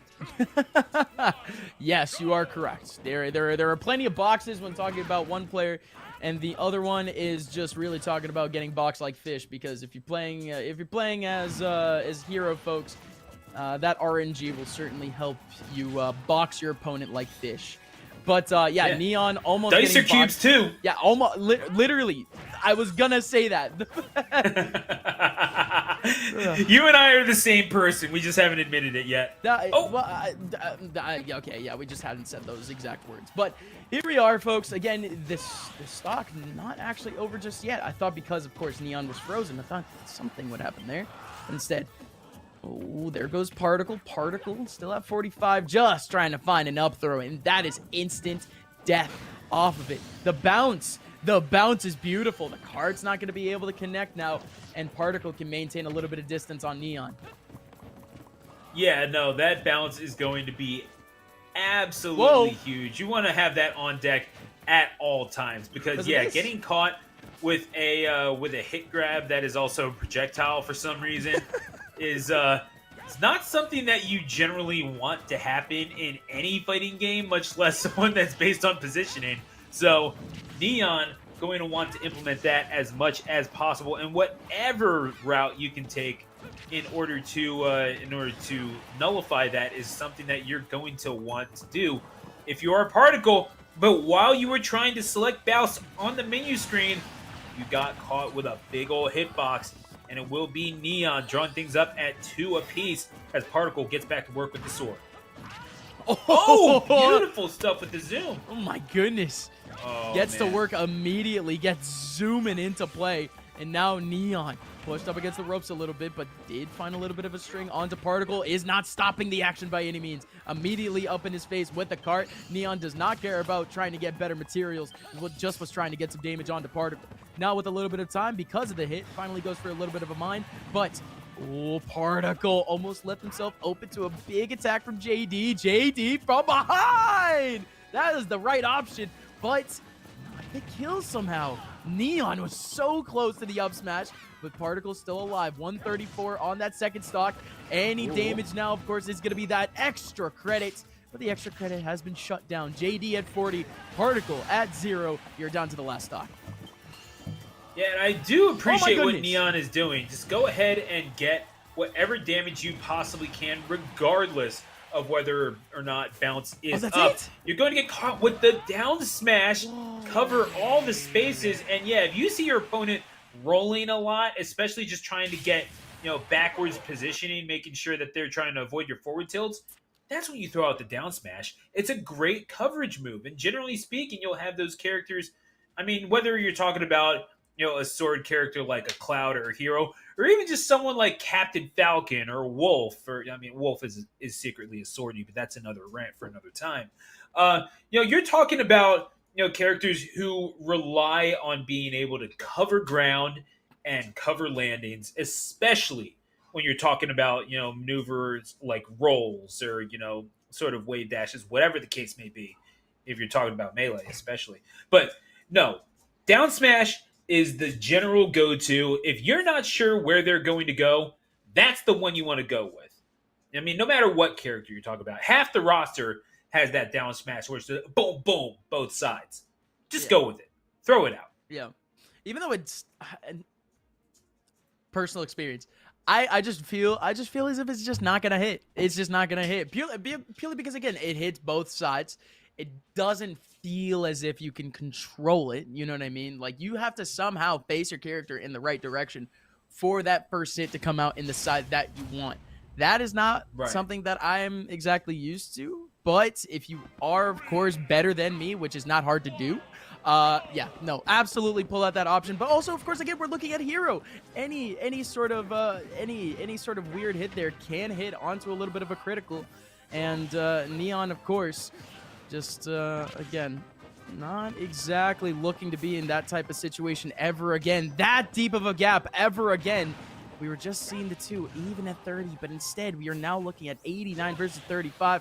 There is no chance for Neon to get any starters in right now. Particle just giving it to him, but finally Neon comes back over towards the ledge, grabs him, puts him back off stage, but instead back on stage, back into neutral. Particle should have a little bit of an easier time here trying to get rid of Neon's stock, and that's exactly what happened. But we were talking about the down smashes, and that time JD, he suffers that fate that I was talking about earlier. It's hard to aim those down smashes.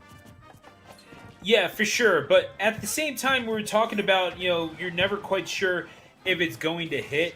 And that's a sentiment that I can honestly, I can empathize with. But when you get to that point of play, you're not just talking about controlling your character. You're seeing what you can do to condition the other guy into doing what you want to do. So if you want to get him to start rolling more, how are you going to do that? Start challenging the spacing, start challenging every single thing you possibly can while facing forward. So, okay, well, if I want to get my offense off, the most efficient route to doing that would be to get behind the guy.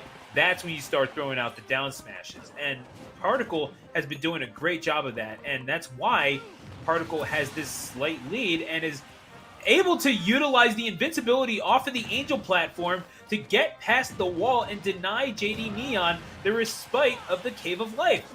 Getting a little bit of extra damage to go along with that.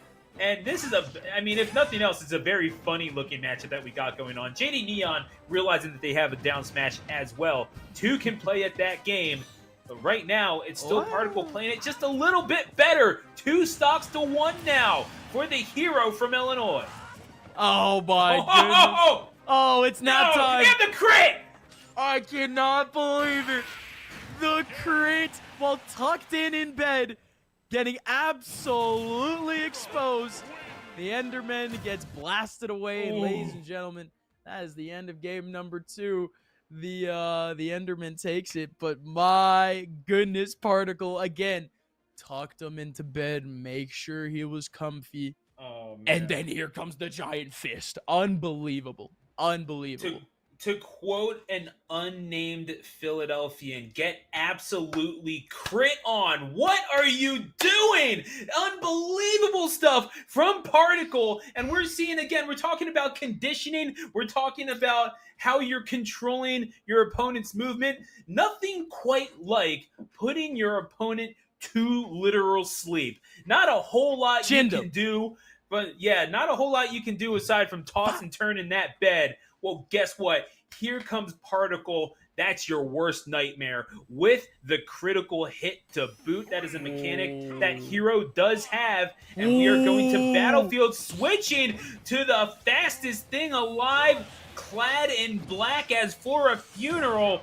Will you be able to complete the reverse sweep at the hands of the Blue Blur. It is just incredible that he puts out a mission statement immediately going into the lobby. A game that famously has, of course, no chat, has a chat, and had a pre-mention saying, "I'll win this time." Yes, you will, son. Yes, you will. If you will it, you will do it.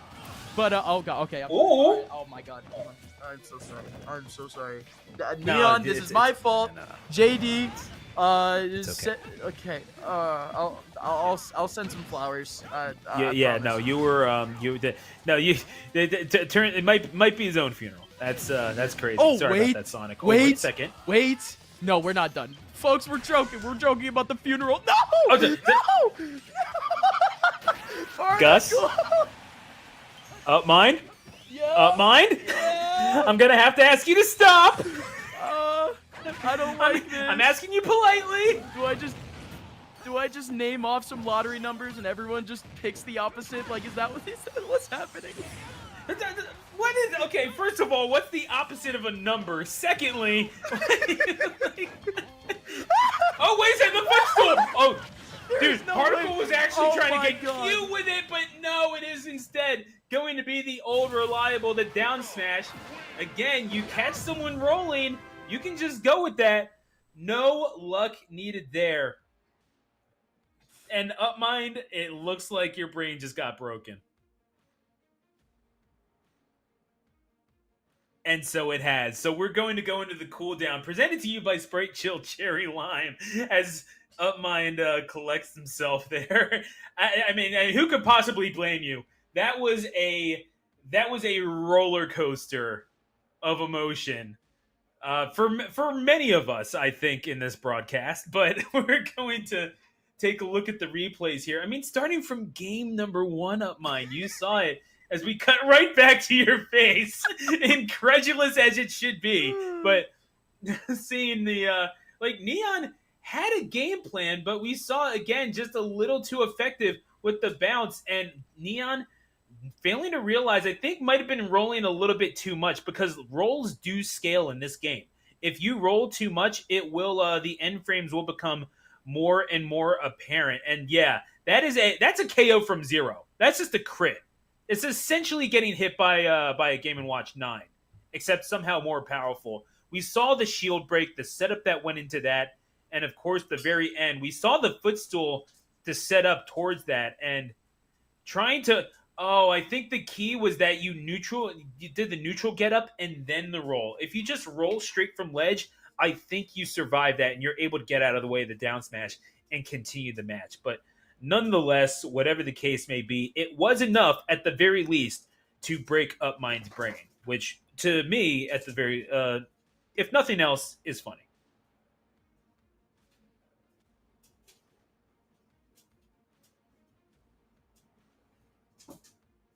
I think we're going to go to a quick commercial break. So we'll be right back. Don't go away. You are watching the Sprite Chill Summer Series. Sprite Chill Summer Smash here on Stay Plugged In. You're going to want to watch a little bit more of this.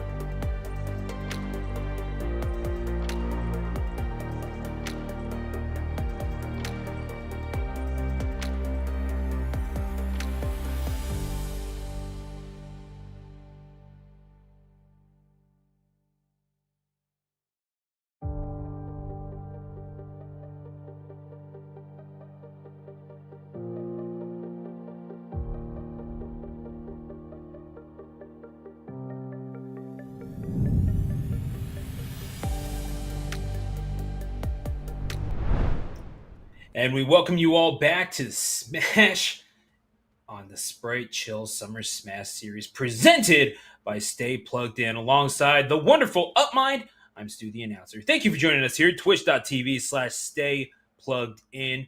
You already know what it is, Upmind. We are getting to the very height of our brackets and don't get quite as high as winter final. 2 undefeated competitors enter, only 1 can leave with the same status. Ladies and gentlemen, this has been our path throughout the day. We started with no games being played whatsoever. We started our day just about 3 hours ago with a completely empty bracket, and this thing has filled up very, very quickly. In our top 4, we had a rematch between Uni alongside Dragon Beast, the rematch from the group stage. And reminder, like I told you, there was a lot of players undefeated going into these playoffs, and Uni and Dragon Beast, those 2 players were the 2 players coming out of a group who both had a loss coming out of it.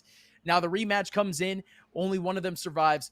Dragon Beast is the player who makes it to the grand finals, and our number one, not grand finals, excuse me, to our winners finals.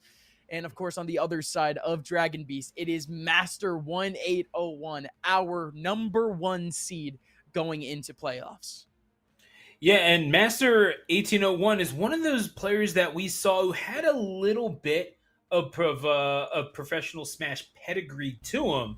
Is one of those guys that we saw who had experience mostly playing as a Byleth, but apparently online you're going to be breaking out the Sky Blue Yoshi. Here we are with winners finals in the East bracket.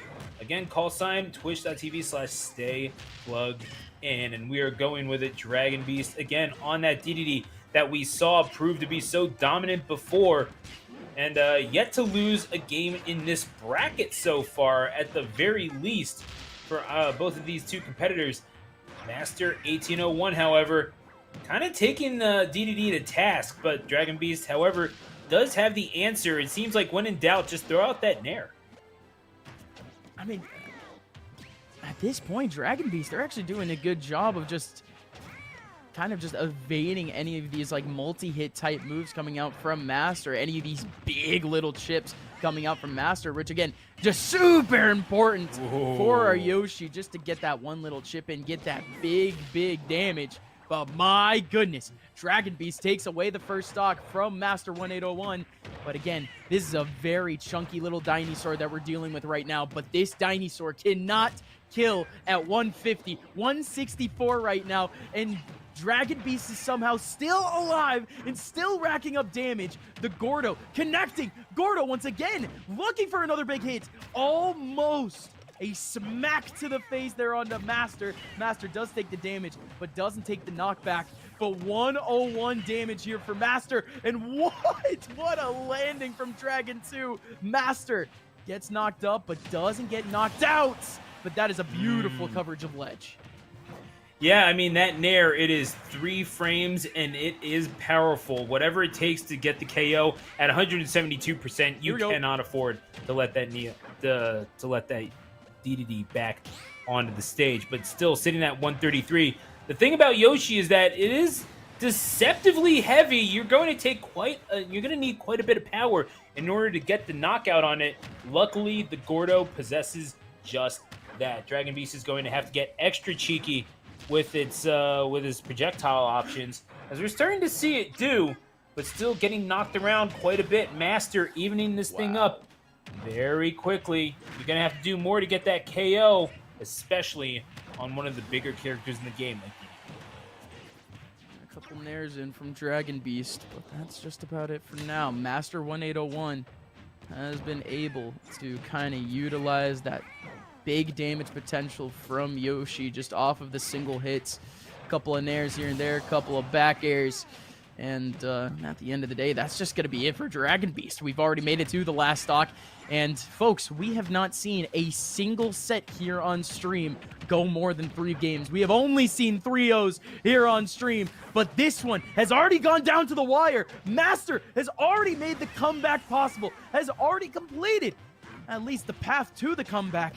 Now he's just got to put the finishing touches on it. Just has to put the cherry on top. Dragon Beast 88% right now, still getting knocked around a little bit by Master. Master's able to land. Master close to the floor, not able to get the hit off of the down tilt, but there goes the Fair. Fair does not connect. Dragon Beast back over the ledge. Still has the Gordo to pull out, but Master still alive at 1-8. No way! 140%. Master holds on, but finally one more smack from DDD does it. Yeah, and that Gordo could very well live in the nightmares of that Yoshi because, I was talking about it having it, how it was nerfed all throughout the years, especially from the earlier iterations of the game, how people found Gordo to be problematic and maybe a little bit of an overcorrection in that regard. But then again, it's still a problem. It can still hit you hard. And if you do not have the means with which to knock it back, if you're not available to throw those eggs, even if you're not in a position to throw an egg, especially if you're in recovery off stage where every little bit of a jump that you have as Yoshi is precious, you're not able to deal with it. And so Dragon Beast, realizing what the situation was, able to utilize and leverage the full force that Gordo provided to get that KO. And not just to provide the hit that knocked them off of the stage, but eventually the coup de grace that would get them the Game 1 victory. The coup de grace, straight to the heart. No, I love it. The Gordo was kind of that nuisance, simply put. Because, if it wasn't for the Gordo, we would not have seen... we would not have seen basically as big of a stand that we saw from Dragon Beast. Like, I just love the point that you made earlier. It is just simply unpredictable. But the thing with Yoshi is that the big difference between Yoshi and a lot of the characters that we saw before is that those little chip hits that we saw a lot of players get before, it is a lot more powerful in the hands of Yoshi, and it sets them up almost every single time. Down air, up air, fair, everything has at least some sort of pop-up potential. Up tilts, everything. Master knocking out Dragon Beast this time instead of knocking him up into the air. Love to see it from Master for now. Dragon Beast literally not able to get a footing in this game so far, and now Master is helping that out, still not allowing the footing of Dragon Beast to get caught up. But 120 here on Master. Master is looking for some extra credit, but it might get denied. Yeah, and this is the trouble, isn't it? If you are Dragon Beast, is that you are playing a certified super heavyweight. King DDD's weight value is tied with Donkey Kong for the third highest in the game, only superseded by King K. Rool and Bowser. But you still have that big old hammer that has to add a little bit to the weight. And boy, oh boy, does it come down heavy as it does upon the head of Yoshi there. Master 1801 being drawn up to 2 stocks apiece, but take nothing away from what Master has been able to do, realizing that if you're going to neutralize that weight, you're going to have to do so with big hits. How are you doing that? Those quick little jab resets, especially upon landing. Catch them lacking when they're in the recovery. You think that you can get back to stage free? Nuh-uh, B. I'm waiting there with the hitbox. I can jab reset you. I can F-smash you from there. Whatever it takes to tee him up so that Master 1801 can swing away. Because we're seeing this DDD at about triple digits up mine. It could be coming sooner rather than later. It has to be. It has to be. And there's the big damage. I mean, the fact that back air is so quick. It's 2 very quick hits. If you get hit by either one of them, you're taking 15%. If you're getting hit by both of them, you're getting hit for almost 30%. Like, again, just so many strong options in the hands of Yoshi that if you give them just a single second or two, just a couple pixels of space, they are going to be able to take advantage of that for a very quick 25 to 40%.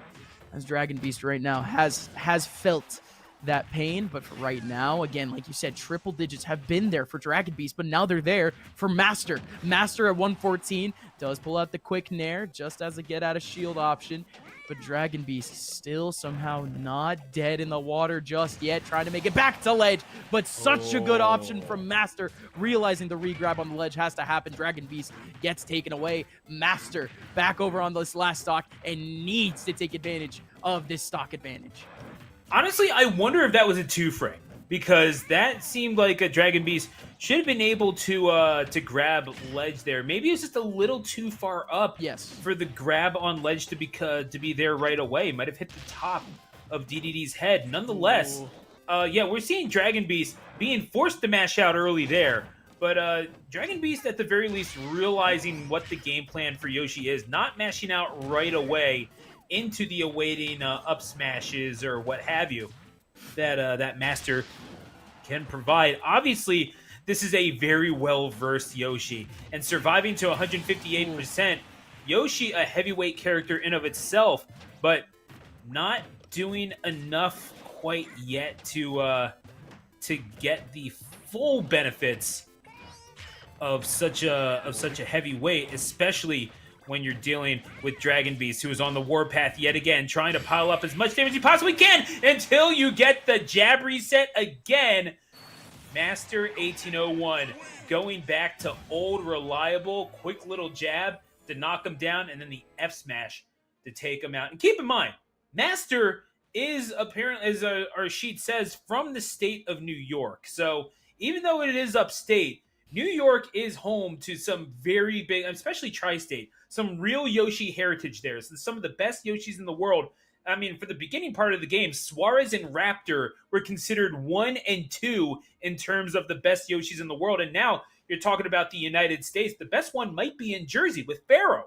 Yeah. So you're talking about some really good, very local examples upon which to play off of. And even though apparently you have Master up in closer towards the capital region in Albany, you're not really that far away either. You're certainly not too far to simply drive down and learn from some of the best. And if nothing else, you can do a little bit of VOD study, because we got ourselves a real series now with Master and Dragon Beast drawn up at 1. I got something for you. So Master 1801, yes. Well, first of all, it doesn't even matter where they're from. They're going to be in a completely other zip code by the very end of the string anyways. Master at 114 right now, almost getting knocked off their gourd, but there goes Dragon Beast taking on a little bit of damage finally. I mean, it really does seem like this is a battle for neutral. Whoever gets knocked up into the air just falls victim a little bit, or at least whoever gets knocked towards the ledge is the one who ends up kind of losing out here. Whoever has that central stage control is the one to kind of rule this game right now. Dragon Beast does take it over Master for this first stock, but Master was heavily feeling it after that little bit of damage came by from Dragon Beast. Here goes a fair, but not able to do anything else from it. Great grab into the egg, and now here comes an opportunity for the string to try to cut off this stock as early as possible, but it doesn't happen. Master still on the back foot. Yeah, Master's still, at the very least, asking a few tough questions of Dragon Beast, getting that little bit of chip damage, that nickel and dime damage, and eventually you have enough nickels and dimes, you will wind up with $1 at some point. But Dragon Beast, though, realizing, I can do just a little bit more than that, simply because I am King DDD. I have all this muscle, I got all this power packed within this huge body, and I got the arms with which to swing this gigantic hammer. And you saw that, obviously, swinging up and away with the up smash. That first stock that we saw, that wasn't even up smash, that was up tilt. You have KO power for days, even on a relatively heavy character like Yoshi, who does pack a little bit of a punch. And finally, that first stock will be taken aside by Master. But right now, it is Master on the back foot. This Yoshi not seeming to be the play. Down air does do 25% that multi-hit. But you got to pile up this damage real fast. And I'll tell you right now, down air has a real shelf life to it. Absolutely. Jeez Louise. Master, these multi-hits, if he can just keep exploiting it, that would be the path back for Yoshi. And you were also looking for something off stage from Master that would also be the ticket through. A quick fair as trademarked by most Yoshi mates. Yeah, that would be the way to go. A quick spike would do it, but this is it now. It is just Yoshi, just evasive. Very good for chip damage. And 125 now, make it 137 is Dragon Beast. What a fundamental, purely fundamental comeback that we've seen so far from Dragon Beast in this stock, but job's not done just yet. But my goodness, again, great technical skill getting shown right now by Master 1801. But still, a lot more work to do. Gordo chasing down. Beautiful stuff from Dragon Beast. Closes in the space a little bit. Allows Master to come in. Knocks him away off into stage. 96% here for Master. Master trying to complete this stock. Does get more damage, but can't finish the stock. 200%! And Master is knocked out of the park. Dragon Beast stands. Yeah, this is the advantage of playing King DDD, because Master was making that comeback happen. But I was going back to, maybe you heard it earlier, and I know that you did up mine, but I'm going to prompt the audience here. Perhaps you heard earlier me talking about how he's not mashing out of egg right away. He's not doing that, as quickly as he might, and it's throwing off Master's timing. Because you saw him, like, he wasn't mashing out, waiting for him to get out so that he could be hit with the up smash, so that you could get that quick KO. Because again, you want that on a heavy character like DDD. You do not want DDD living a long life, because full rage DDD is going to hit you somehow harder if that can even be conceived. But you saw that just there. Master trying to make something happen, and you saw him just kind of caught flat-footed, and Upmind, I heard it in your face, just a slight bit of panic. Well, that's because, Dragon Beast has been making him question his timing this entire time. And knowing that it wasn't going to come out right away, Dragon Beast more than content to just kind of sit in the egg and make Master not hit a button. So in your hesitation, I just caught you flat-footed, bop, bop, bop. Give me that game number 3. And from that alone, you can tell that these players have some semblance of experience, but not just a semblance of it, but a plethora of it. Dragon Beast coming in from a great region. I was going to talk about regions earlier. Master comes in from North Carolina. Dragon Beast comes in from Connecticut. I mean, Connecticut, it's legendary. The fact that, again, such a smaller state has so many weeklies, does have at least those 2-3 rotating weeklies. And, of course, if not in the past, had a whole lot more. But Dragon Beast, you can tell that his adaptability has been forged through absolute strength, has been forged through battle. Dragon Beast, again, has learned through games versus some of the best in the nation that they can adapt, that they can change their approach when needed. And against the number 1 seed of this tournament so far, Dragon Beast has made him look a little bit silly at times. What is the response here from Master? Master only has so long here to respond. Yeah, and does get this shot, and I have cleaned the smudge off of my screen that made the C in Carolina look like a Y. I do apologize for that. Yes, Master coming from North Carolina, and I do stand corrected on that. But we're seeing now the egg. Yeah, this is how you have to do it. If you want to, neutralize that, get that chip damage, you utilize the egg. Because right now you're at 150%. You have the option with which to KO, but you know that Dragon Beast is going to try to get some shenaniganry going, especially off of grab, any sort of combo into up air, or potentially putting you off stage to get at you with down air to get a dare spike off the ledge.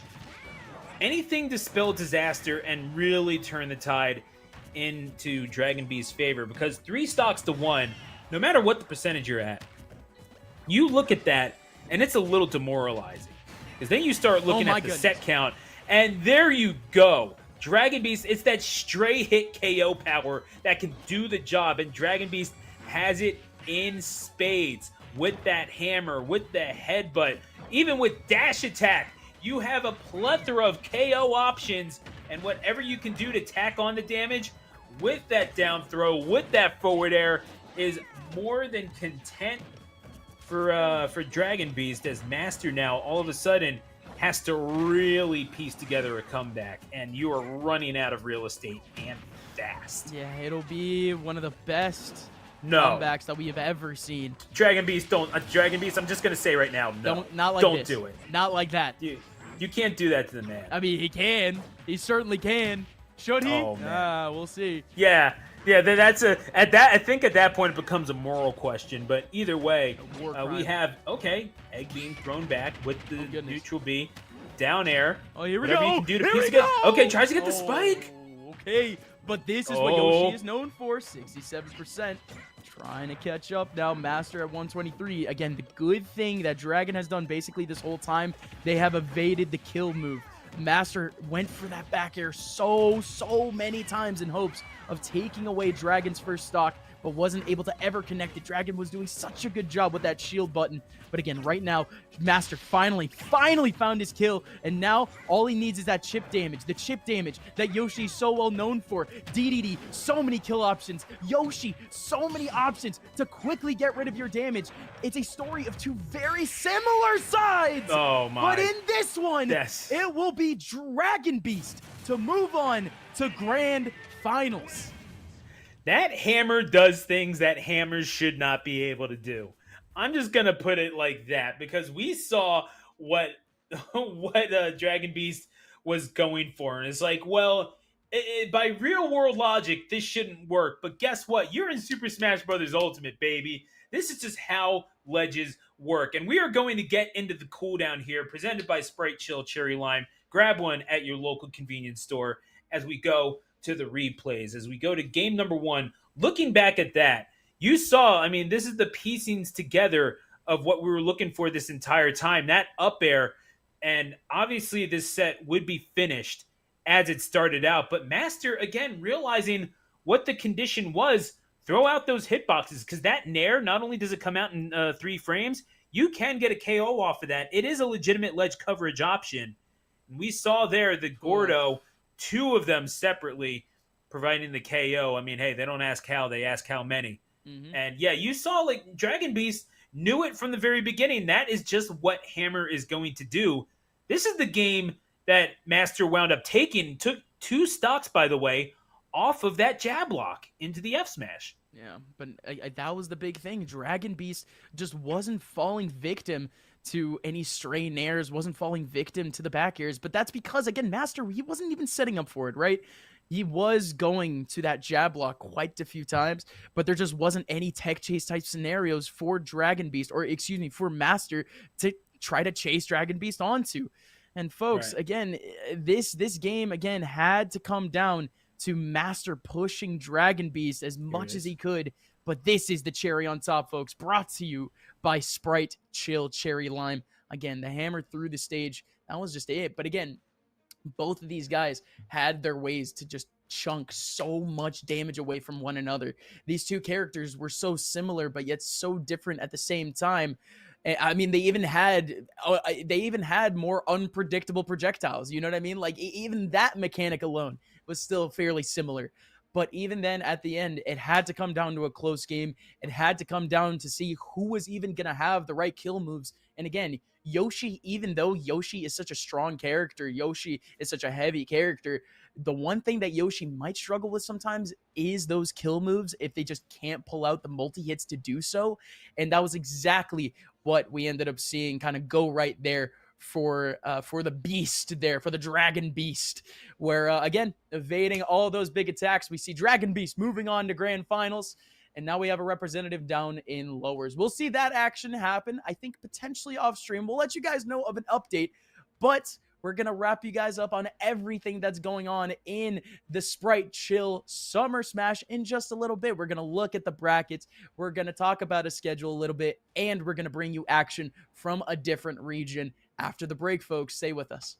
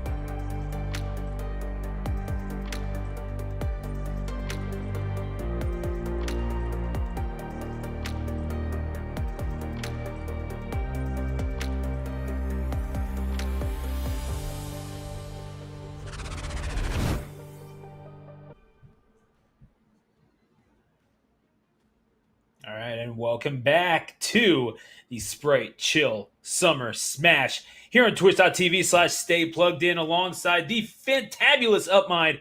I'm Stu, the announcer, rocking out with you here, and we have two competitors in the Western bracket, but in the words of Connor McLeod from Highlander, there can be only one. Upmind, it's time for Grand Finals. Ladies and gentlemen, it is time. We made it to the West region. We made it to the West region where we have a couple of great usernames. First of all, shout outs to the fact that what did you call it? What did you call it in the green room, Stu? I don't know if we allowed to say. Yeah, we are. It's a YouTube channel. You'll be fine. We alluded to the potential Watch Mojo finals. Yeah, the Watch Mojo finals. I love it. Top 10 goofs and 2018 cringe compilation were the two tags in the winners finals for this tournament. However, in the losers finals, we ended up having 2018 cringe compilation drop from the tournament. And it was actually a player who was eliminated not down to losers in the very first round. That's right, a full losers run was done here by I want to say Rizel. Okay, it's a difficult to pronounce name, so we'll figure it out. But Ray, I'll call him Ray for now. Ray, very good job from Ray. Full run in losers. Top 10 goofs is on the other side. Welcome to Grand Finals in the West. I'm just going to say Rizel. And oh my goodness gracious, starting things off with a bang. And there we go, Rizel drawing the blade and playing here with Marth. It's an interesting choice, all things considered, right? Because you're talking about someone who, Marth is not really the sort of character that thrives in a game like Smash Ultimate. You're talking about characters that really like to get up in your face, like to utilize hitboxes that, get up close and personal. This is a character that thrives on microspacing. That's why it's such a big deal in Melee, where microspacing is such a big deal. You're dealing with broader sort of terms in this, but when the tip connects, like on that down tilt, oh my goodness, does it pack a punch? And now 2 stocks to 1, Rizel with just a little bit of momentum behind him, taking on this Mewtwo. You want to talk about a matchup check, you can talk about Pokemon 150. I just can't believe, like you said, the precision coming up from Rizel. And that's exactly what you need, right? In a character like this, where essentially you are looking for those micro advantages. Again, that attention to detail here coming up from Rizel is the key to victory for him so far. But there is going to be potentially a death. No, sir, not a death. Maybe potentially an up smash could have done it, but the F smash does not. 101 right now on Rizel, still on that second stock, but in top 10 goofs, it is super hard to try to justify this type of matchup. Any sortie against Mewtwo, it seems like, it just seems impossible, doesn't it, Stu? It feels like it, but this is already one of those things where we've seen Marth succeed to some extent. Mewtwo's not nearly as much. The only real notable one that I can truly recall, probably Chewy, who's a very good online presence, but we do see him every now and then at his local tournaments. But this individual, top 10 goofs, that's a tech check, my guy. The green light was there. You got to be ready for that understage Dolphin Slash. Rizel is going to take it to 1-0. And yeah, we're talking about, difficulties trying to make something happen with a character like Mewtwo. This is the glassiest of glass cannons that we're talking about. Big body, lightweight. So what does it have? It can pack a punch. If it hits you with that disable, all of a sudden it's the same as getting shield broken. You can get grabbed through the stage sometimes, through platforms with that confusion. Whatever little things you can get, the cheekiness off of the command grabs, if you can get some stuff going with up air, whatever sort of momentum you can garner with that big tail that you have, that big old nair, whatever swipes you can take with the tail is going to be to your benefit. But you still have to counteract the more basic, the more bread and butter gameplay of Marth. And there's a reason why you see more Lucinas than Marth. It's just because you have all the damage spread with throughout the blade, as opposed to simply the tip, Yep. you're still dangerous as Marth. Like, if you connect with that tip, if you're able to drift back just enough to get those back airs to connect flush like that, you're pretty solid. And luckily, when you're talking about a big body like Mewtwo's, you're going to be okay. Like, you're probably going to connect with it at some point. And we're seeing the crossing of the blades, perhaps, on small battlefield. Cloud versus Marth, necessitating the character switch. I'm just going to say I agree with this decision. Dude, I am so in. Cloud main number 432 over here. That's right. That's me. I love Cloud. All right, I love Cloud, and usually my experience with the Mewtwo matchup comes from the advantage that Cloud has in that sort of matchup. And I was thinking, like, maybe it is going to be maybe a little bit of speed that Mewtwo needs. Maybe it is going to be switching over to a Swordy to potentially try to match the style that we have over here with the Marth. And my goodness gracious, have we done so? The speed is there. The blade. Oh my goodness, the blade is there. It's the biggest one in the game. But here we are, folks. Well, the biggest one. I mean, of course, up until Sephiroth joined the game. But 114. 114. Up smash does not connect. Ryzel still very much in the driver's seat, even though we saw such an electric character switch. Yeah, and we're seeing now the falling back air. Whoa, bold. It's awful dangerous. Yeah, necessitating. We call that a little bit of conditioning. Yeah, we're going to make you rush off of the stage because that way I know when you're going to jump, I know when you're going to neutral get up, and I can react to it. So, yeah, you better believe that totally intentional footstool, I'm sure. But we're going to see now, yeah, like if Ryzel is not able to adapt his timing, then Top 10 Goofs is going to be able to react to those jumps up the platform, those neutral get-ups, with basically whatever he wants, because I'm pretty sure that back air solves for both. And I love sort of just a quick interaction right there from Top 10 Goofs, just the fact that instead of utilizing air dodge for him to return back over to stage, he actually utilizes limit. That is even more conditioning. And oh my goodness, there is just an amazing move coming out from Top 10 Goofs. Sparkles knocks Ryzel out of the park once again, and this is all Sparkles now. Again, though, the conditioning came in earlier. You could have seen the air dodge from Cloud actually make it to the ledge. That would have been an opportunity for Marth to be able to punish, but if anything, you want to utilize that sort of move at the end of a game, at the end of a set. You do not want to be pulling that out early, purely because, again, it is very, very unpredictable that Cloud can have a good air dodge. But here comes that regular recovery once again, forced to use the up B instead of, again, that air dodge that I was talking to you about. Back airs coming in, chipping away at that shield. But for now, Ryzel just can't find a way in.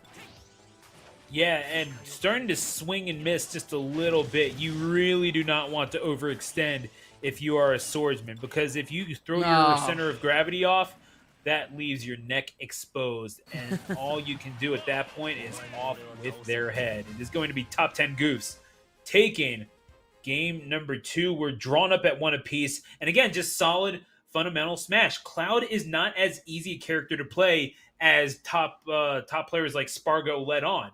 It is not easy to recover with Cloud to the in the way that he does. But the fact that you have top guys making it look so easy is a testament to their skill. Top 10 Goofs not doing too badly on that front, but also just on the offensive end, knowing what solves. Okay, back air is going to clean things up for you.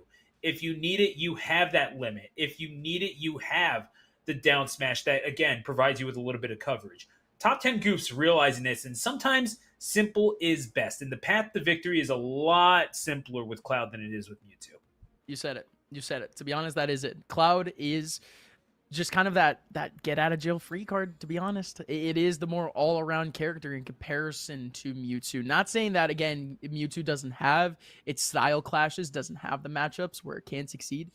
Like you said, again, it is easier to see that path here to that championship with Cloud. Again, folks, we're looking at grand finals right now. This is the West region. We're seeing two players again who have fought for the last month to make it to this moment, to make it through this grand finals. And again, you kind of have to pull out all the stops at this point. If we haven't seen Top 10 Goofs pull out that Cloud yet. Of course, this is exactly the right time to do so. And again, like I was saying before, you still do see some conditioning coming out from top 10 Goofs. Even in a game where Ryzel, again, you kind of expected Ryzel to have that tempo, control at the beginning of this game. Top 10 Goofs very quickly got comfortable and very quickly made this set theirs. 67% now, but already has the killing touch. The finishing touch does not end up there. But hold on a minute. Missed limit cross slash, but a not so missed F smash coming out from Ryzel. What a kill from Ryzel. Perhaps the killing touch belongs to Ryzel with that tipper on the F smash. I mean, formal names aside, talking about what Ryzel has been able to accomplish thus far. 3-3 in the regular season part. And then, as you mentioned, going down to loser's side after round 1 and making the full comeback at the expense even of 2018 cringe compilation. Oh, man, missing on that might just make the comp. Sorry about that, Ryzel. Top 10 Goofs evening things up at 2 apiece, and it doesn't look like top 10 Goofs is done just yet. Ooh, I love that little move, little ledge trump coming out. Only utilized the nair, but you can already see what he was setting up for. Tried to go for the nair, make a little bit of distance for that back air to try to come in. Good stuff from top 10 Goofs, but still a lot more work to do as the tipper comes out once again in the hands of Ryzel. And this time, the limit is starting to not really get that much mileage. I did like the limit blade beam that we did see earlier, but in all reality, Sparkles has not been able to get the cross slashes or hasn't attempted a finishing touch by any means off the limit just yet. Not looking for the big hits.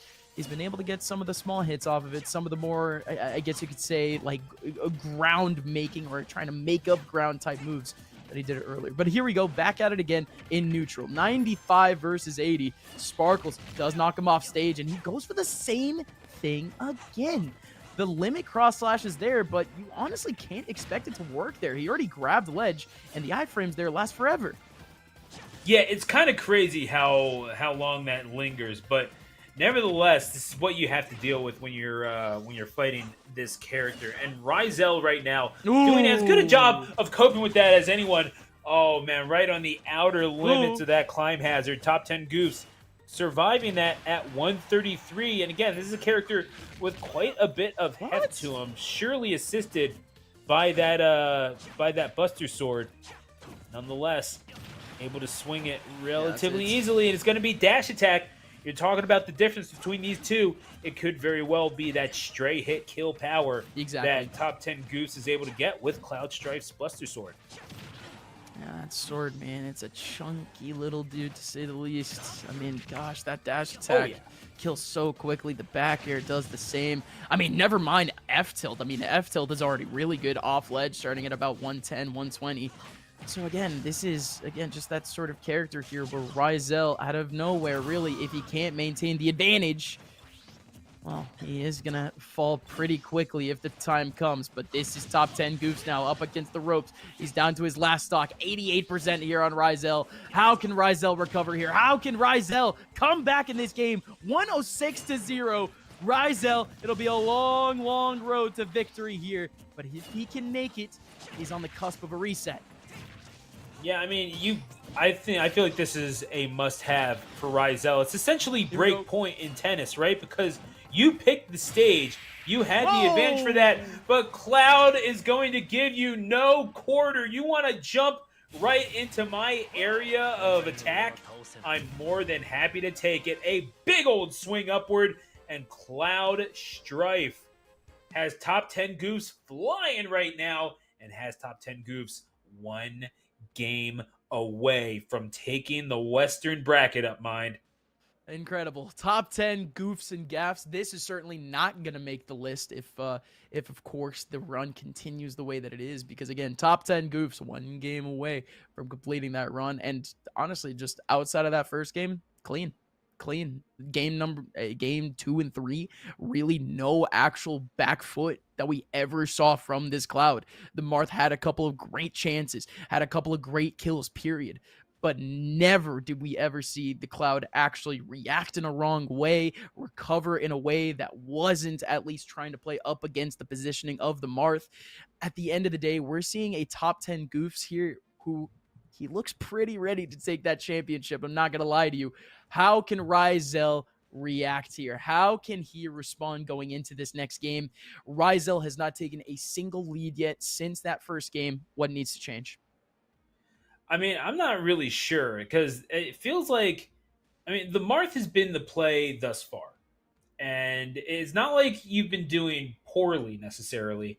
It's just that the way that this game is, it is going to favor someone who takes big sweeping strokes over over someone who requires such specific spacing. And you're getting, all the hits that you need if you're Rizel. However, you're getting everything that you need off stage to go to Kalos for game number 4. Perhaps this is partially what they have in mind. If you can cut off the understage part of Top 10 Goofs' recovery, limit it to just the space, the horizontal space, vertical space, pardon me, from the ledge to down below for Top 10 Goofs' recovery, perhaps that gives you more options with which to implement your own offense off stage. It's going to take some risk taking from Rizel, but it's certainly not impossible. And as we're seeing right now, Rizel playing with just a little bit more confidence here on Kalos. Maybe the stage is making a difference. I mean, the risk is there to take versus before. The risk was never there. It was never really possible for the Marth to get into a good interaction off the side of the stage. But instead here, like you said, because Kalos is a lot more linear of a stage when it comes to that off-stage interaction, I mean, yeah, Rizel's going to have his chances. He's going to take a risk, but this is really the first time where he can take that risk, and this is great. Against the Cloud, that's all you really need to do. Poke him away from that ledge. That up B is not that good. And like you said, top players, they really know how to make Cloud look easy because those interactions right there, those are few and far between. But this is Sparkles here. Sparkles had a prime chance there to get the kill onto Rizel. But the blade beam comes out, goes the wrong way. 130. There's the F tilt. F tilt a little bit closer to the ledge. We could have gotten a great result. But wow, first of all, great fair, great jump off the fair. But the fair does not connect. But how does that connect? That's Cloud Stripe for you, ladies and gentlemen. The F smash connects right in the middle of his body. And that's actually a great combo coming out from Sparkles. Just trying to take as much damage as he can, utilizing the limit climb hazard instead. Doing everything you possibly can to keep this game alive if you are Rizel, to keep this set going. But it is hard when you are in range of that Buster Sword. Rizel gonna keep things going. Again, just quick little tilt attacks and supplement it with the up B, the Dancing Blade, doing quite a bit of work for Rizel thus far. But I mean, the question is, how do you capitalize? You do not. I mean, there's an entire term that is coined after this character for a lack of kill power when it matters the most. Marthritis is what it is called, and Rizel could very well be experiencing a little bit of it. There's no cream for it. There's just KOs, and perhaps top 10 Goofs has a few of those in store. No. We're going to see Limit Blade Beam forcing out Rizel's air dodge. We're going to a last stock situation as top 10 Goofs on the cusp of victory, one stock away up mine. Was Cloud the answer? Top 10 Goofs now have a stock up here on Rizel, has the stock advantage, but in terms of the percentage, Rizel now at 67, getting awfully closer to the edge. Oh, what a response there from Rizel, but with the jump and the up B, top 10 Goofs right back in and right back to the fight.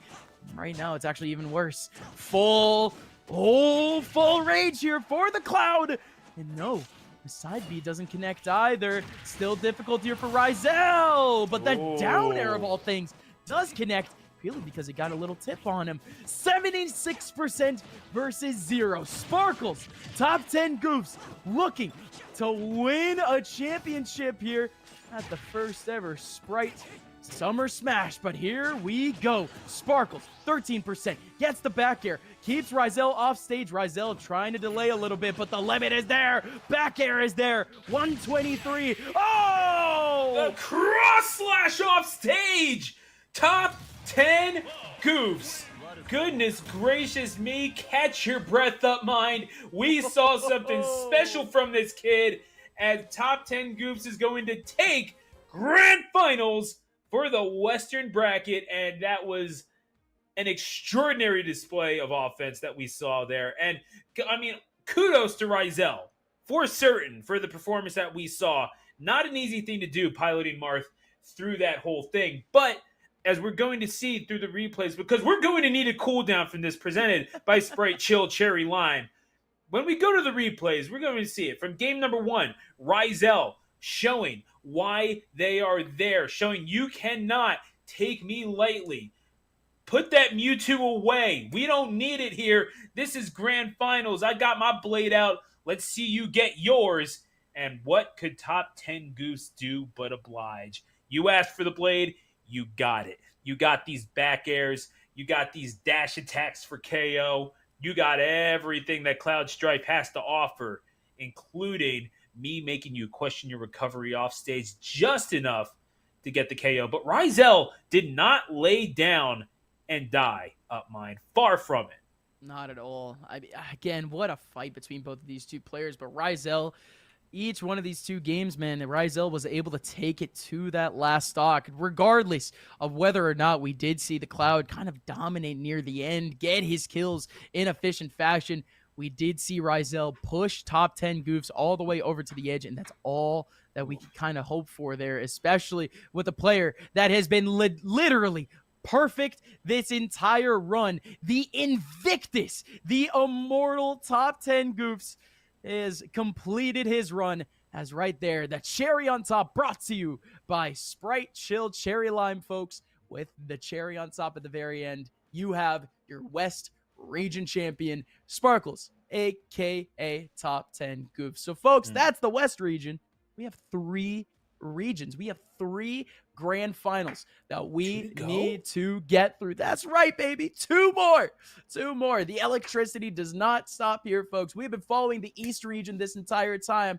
That will be the ultimate conclusion to this stream. But the Central region is going to be on Showcase very soon, folks. We'll give you guys an update on what we're covering next, whether it be the East's lower final or the Central's finals. But regardless of whatever it is, hopefully y'all are enjoying your time here at the Sprite Chill Summer Smash, folks. Thank y'all for tuning in so far. The show is far from over. More Smash action after the break.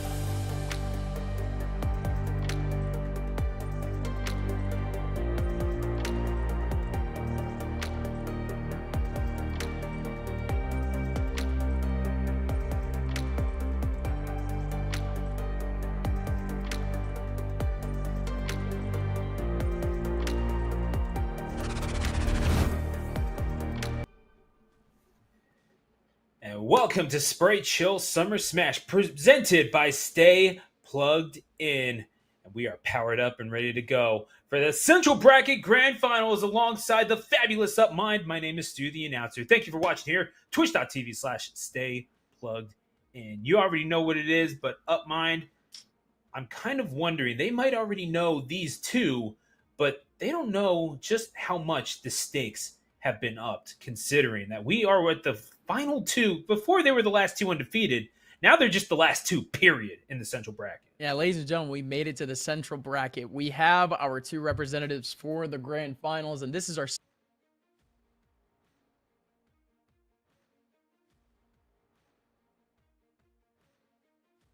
JD Neon had a perfect run all the way up until the Grand Finals, where he met up with Particle. Particle takes him down, knocks JD Neon into the lower bracket, but this was all predictable. JD Neon. But to be honest here, folks, Particle, he was the one that took that game mightily.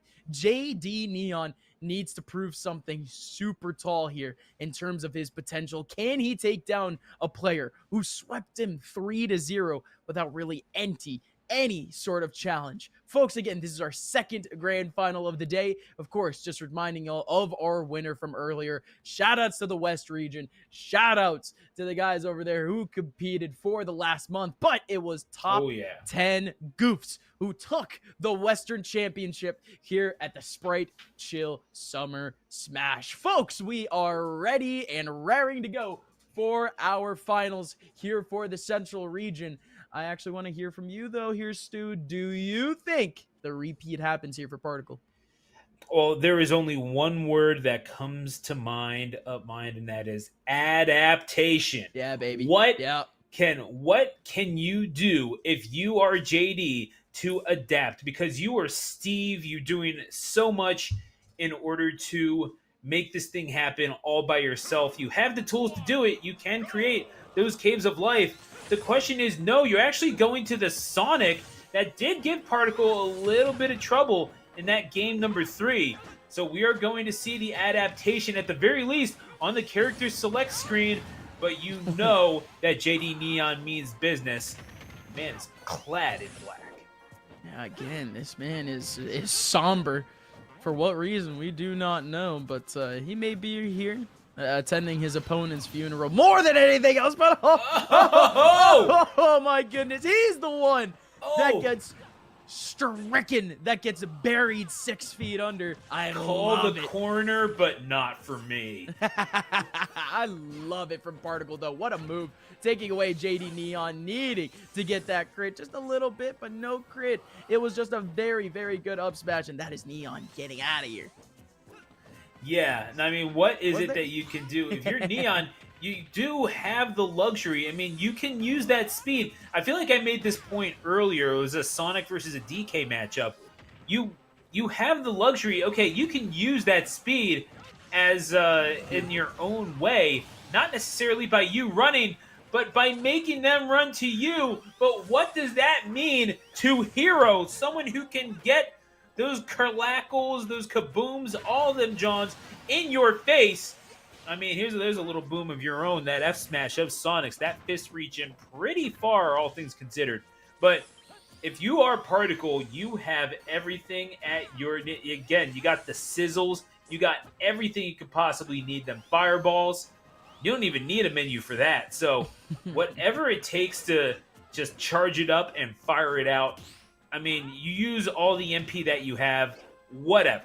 It doesn't matter because it's all worth it in the name of cause. And if it lets JD Neon make those mistakes, as you saw the snooze, if JD Neon was just a little bit more impatient, would have fallen victim to that. And Particle from there can pull out an F smash. And we saw just how capable Particle is of getting those crits. JD Neon getting a little confused off the ledge, using all the resources just a little too early. Particle was there to challenge and earns a Game 1 victory. This Hero still presenting itself as a tough problem to solve, and I mean, it looks impossible by the way that that JD Neon is is approaching the problem, but at the same time, I can't help but think that maybe a step back is warranted. Perhaps a bigger stage as well. Yeah, for Particle here, it's just the fact that they really were playing with JD Neon a little bit, especially near the middle and the end of that game. JD Neon, I just don't think this Sonic is going to be that answer. Purely because, again, as Hero can just stick to a corner. Hero can hit you from very far away with very strong moves. He doesn't need to approach. Whenever he does have an ability to approach, it's very quick. Literally, that's the whole bit of the fast moving ability. You get in and out pretty dang quickly. So in all reality, again, with Sonic needing chip hits, Hero is the one that is getting the more powerful chip hits that is getting the more powerful opportunities. And JD just hasn't seemed to be that guy where if he is the one that needs to interact first, we don't exactly see like basically the full extent. We don't see everything that JD could really do in that moment. He really just turns out a spin dash. He just hopes that that works. And this is perhaps a very necessary change. You need someone that when you get in, you can really take advantage of your hits rather than getting that chip damage. But wow, snipe right in through the goalposts. Love to see that from Particle to kick off game number 2. But again, like I was saying, JD needed something that needs to take more advantage of that inside area, and that's exactly what's going to happen here with the Steve.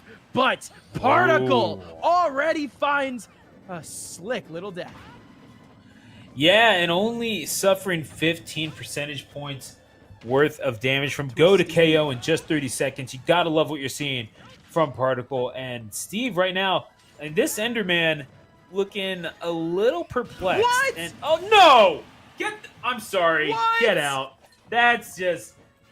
This is bullying. This has to count as bullying, bro. I don't even know what to say at this point. Pure disrespect. The name of the game here is to chill. So please, Particle, chill. Chill. Please. This is unreal. Again, 42% here on Particle. But through no volition of his opponent here, it is all on him making that damage count. Even to himself. 76% here on JD. Oh, what a little knock up there from Particle. Magic Burst, really? No, oh my god. Right? Oh, but really? gosh. Hey, right in front of my Sprite Chill Cherry line. Are you serious? In front of my Sprite Chill Cherry line, in front of what is Hero. Just absolutely using all of his resources. Honestly, the fact that the slimes can even celebrate that is a little ridiculous. That's just, they're just smiling like nothing happened. Like we didn't just watch this man explode and make it a 2-stock game, make it 2-1 just because he felt like it.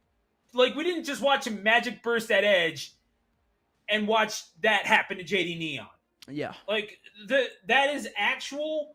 That could violate the sportsmanship clause of this tournament. I'm not really sure. We're going to have to check. Nevertheless, we're going back to Final Destination. It could very well be that, as JD Neon is going to try to piece together something to grab onto, because right now Particle has presented himself far too tough a customer for JD Neon to be able to negotiate. Yeah, this might be one of the fastest grand finals you've ever seen, folks. JD Neon trying to find some way somehow into this game, and this is it. As Steve, you can actually take advantage of that space that you leave between yourself and your opponent, when before Sonic, all he could really do is just kind of spin dash. Neon instead, he could set up buildings, he can actually try to get some resources, basically trying to bait Particle into trying to get in. How did Particle not hit the TNT? Particle should have died. Neon instead still alive at 102 and still knocking away Particle, and the anvil doesn't connect onto him, and instead Particle. This is the funniest fight to the death I've ever seen. This is awesome. This is goodness me. What we are seeing now, and the bounce coming out, lightning shooting out from the sword, and bouncing the minecart away. Again, it is a hit. It's not just a grab. It is a hit grab. It is a hit first. So it counts as a projectile. Thus, it interacts with bounce. 3 stocks to 2 now for JD Neon. not going to be affected by the snooze, allowing Neon to connect with the back air. So cheeky stuff there from Neon to collect that first stock. That's a projectile. Maybe a little bit more even, but I mean that can only last for so long, especially when you got the you knew the thwack. I'm gonna call it now. There's gonna be a thwack or a whack. There will be. Like, it has to happen. It has to. So you're really looking for the cherry on top, huh? I mean, quite literally and metaphorically, yes. What? Considering the What? tournament, but missing on the going down Wait just a a minute. little too What? far. Ah! It's Yeah. incredible. No, it's and you know he's looking for it too. You know Particle is looking for it. Oh, absolutely. Come on, man. This is it. Focus, It's not focus. often. It is not often that you get yourself in front of the Sprite audience. All right, it is not a fair. It is not fair to say that, yeah, this is an opportunity that he has often. No, Particle, he is here to prove himself in the little airtime that he has. Why? Because he's only given himself so much airtime. He wants to finish this now. Crackle is here looking. He's looking for everything. Hatchet Man on deck as whack, well. Thwack, kaboom, everything to make this the cherry on top, to get the explosive ending that he wants. And 1 second he's here, the next second he's gone. Particle has done it. He is your champion of the Central region. Yeah, and having a ball while doing so. And the thing is, you saw Neon putting up a fight, but what happens when your funny character is out-comedied? Then I'm not really sure what you got. It's kind of crazy because Particle was bringing out everything. Going into the menu is like, let me just flip through the joke book real fast, like I'm Arthur Fleck or something. And all of a sudden, it actually connected with the audience, which is crazy. Yeah, just let me just go ahead and pull that out. And let's take a look at this as we cool down, presented by Sprite Chill Cherry Lime. And this is where it started. I mean, yeah, good basic stuff all throughout that winner's final set. And then in grand finals, we just get this. It's craziness. Like what we saw, the up B in neutral from Neon, you could tell it was kind of debased. It was from there. Discombobulated for sure. I agree. Oh, led askew even, looking for the thwacks. And yeah, you knew that Particle was looking for some mad ignorant stuff. But yeah, it was taking the last stock eventually. And there we go. The Carackle, the Hatchet Man to finish things off on the menu, throwing out the whack. That's how it should have been, but it indeed was the cherry on top, presented by Sprite Chill Cherry Lime. Go get one at a store to celebrate Particle. You are the Central Region Sprite Chill Summer Smash champion.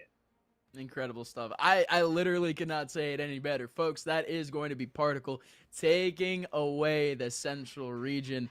And again, did it in literally just as chill of a fashion as you would expect somebody as skilled as Particle to do. So again, congratulations to Particle. He completes the perfect one once again. So both of our champions have set themselves up for perfect runs, undefeated through both the group stage, the regular season, and of course the playoffs. So now we have only one more region to go, folks. It is the region that we have been following since the very first second, the very first moment of this broadcast. The Eastern region is back on display.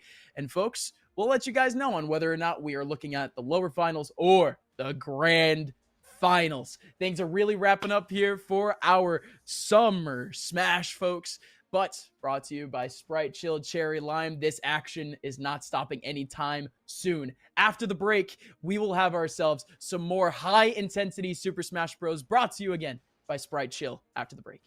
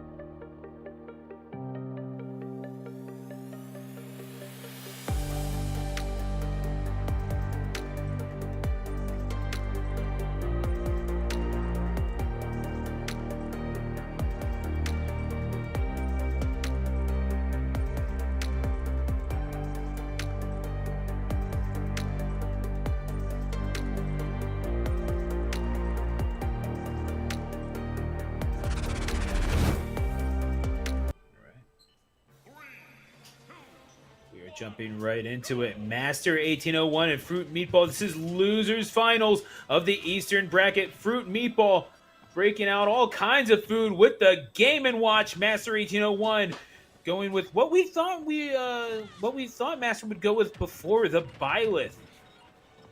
Yeah, it's kind of weird to see it come out versus the Game & Watch, though. I would almost like to, I mean, realistically, even chances between both of them.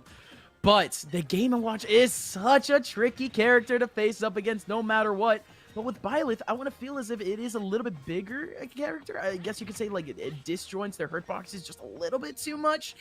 Master might not be completely up against the ropes in this matchup, but Fruit Meatball can certainly make this one feel pretty weird.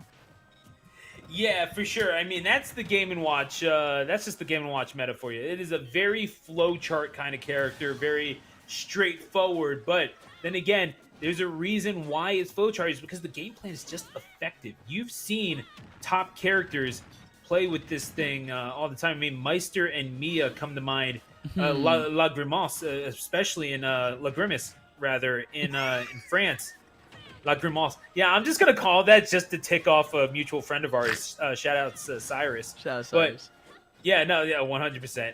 But then again, this is a character that if you know how to fight Game & Watch, you can fight him just about anyway. And there are few characters that are quite as well equipped to deal with Game & Watch's toolset as Byleth. You have the range, you have the magic, you have the weaponry, all sorts of projectiles. You're basically Zoner Ganon, and you're showing it right here. That up smash, it covers quite a lot of area up line.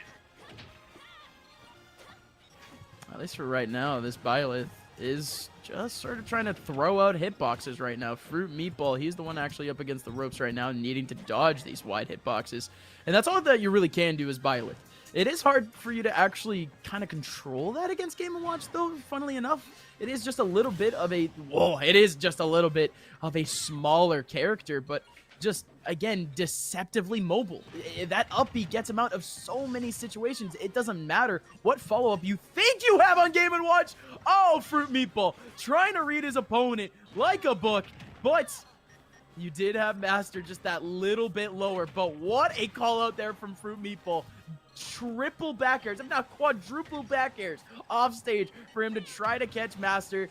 And I mean, at this point, if you're a stock down on Game & Watch, you're basically trading with the guy the whole time. Oh! But Fruit Meatball, he doesn't go for the safe option. The safe option would have been F smash, but instead he still shows that Iron Dome to Master.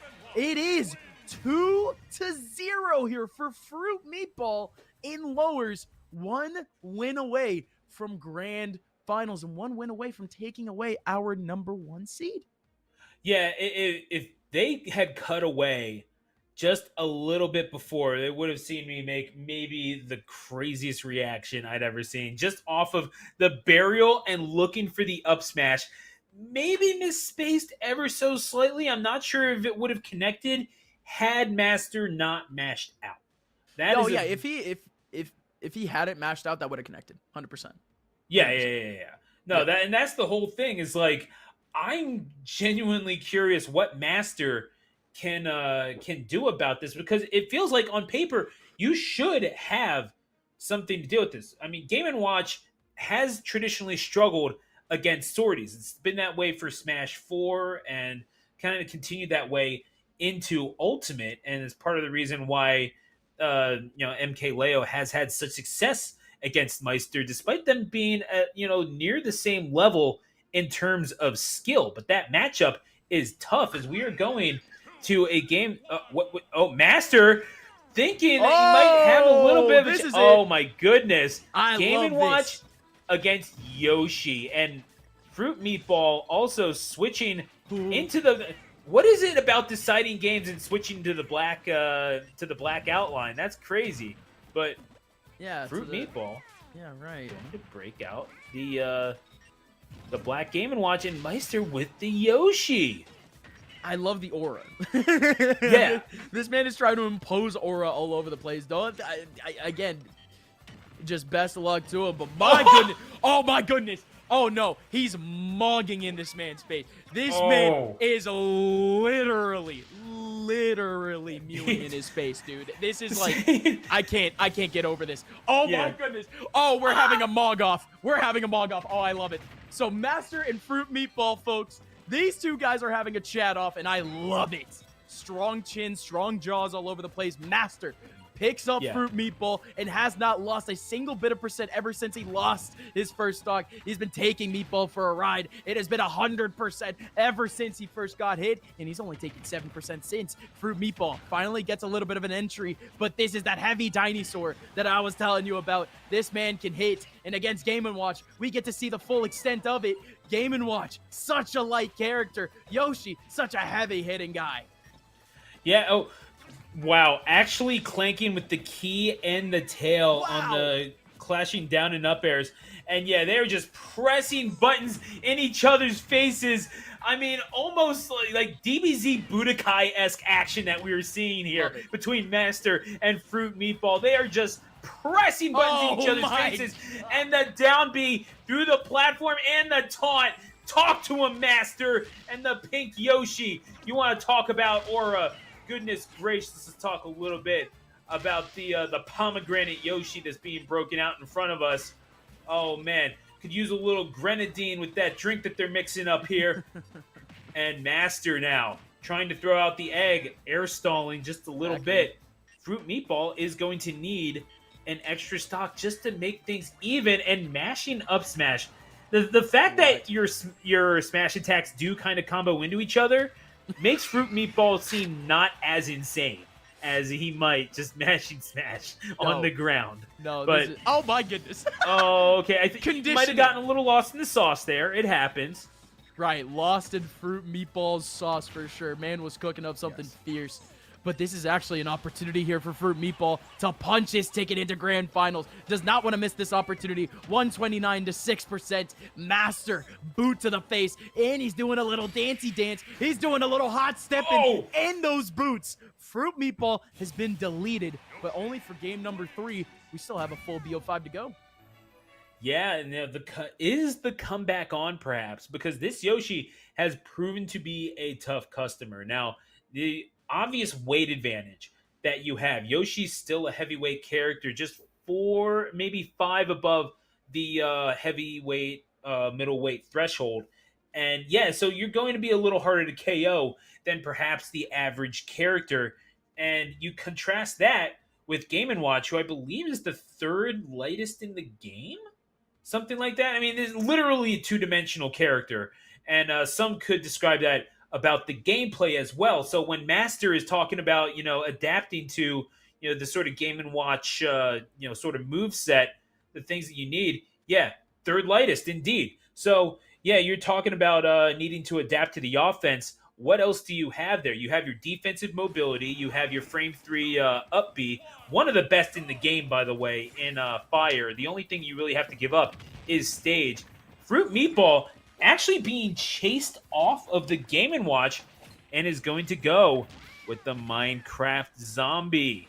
Interesting. Because this guy, again, in tournament, first of all, Fruit Meatball, he loves to play his physical tournaments, man. It is really great to see that we have that sort of representation coming out from Fruit Meatball, coming out in this tournament period. We got grinders out here. No, we have grinders. It's purely because, again, Spin, Stay Plugged In, folks, it's a mixture of high school talent and just national, local talent in general.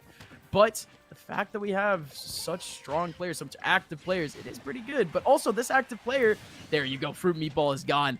But this active player, Fruit Meatball, he doesn't even play Steve in person. He only plays Game & Watch alongside Piranha Plant. Sometimes a King DDD, but Fruit Meatball, it is kind of tough for you to be pulling out a brand new pick in a tournament that kind of has it has some stakes to it, to say the very least. That prize pool is pretty saucy here for our Smash players. But again, 99% here is Master. He hasn't given up a single bit of percentage ever since he took away Meatball's first stock, and it continues. 99% here, 76 for Meatball. It's Meatball tries to make it away with the cart, but it does not work out. Instead, Meatball almost connects the stock in an almost immediate comeback, but Master now instead has Meatball in an even position.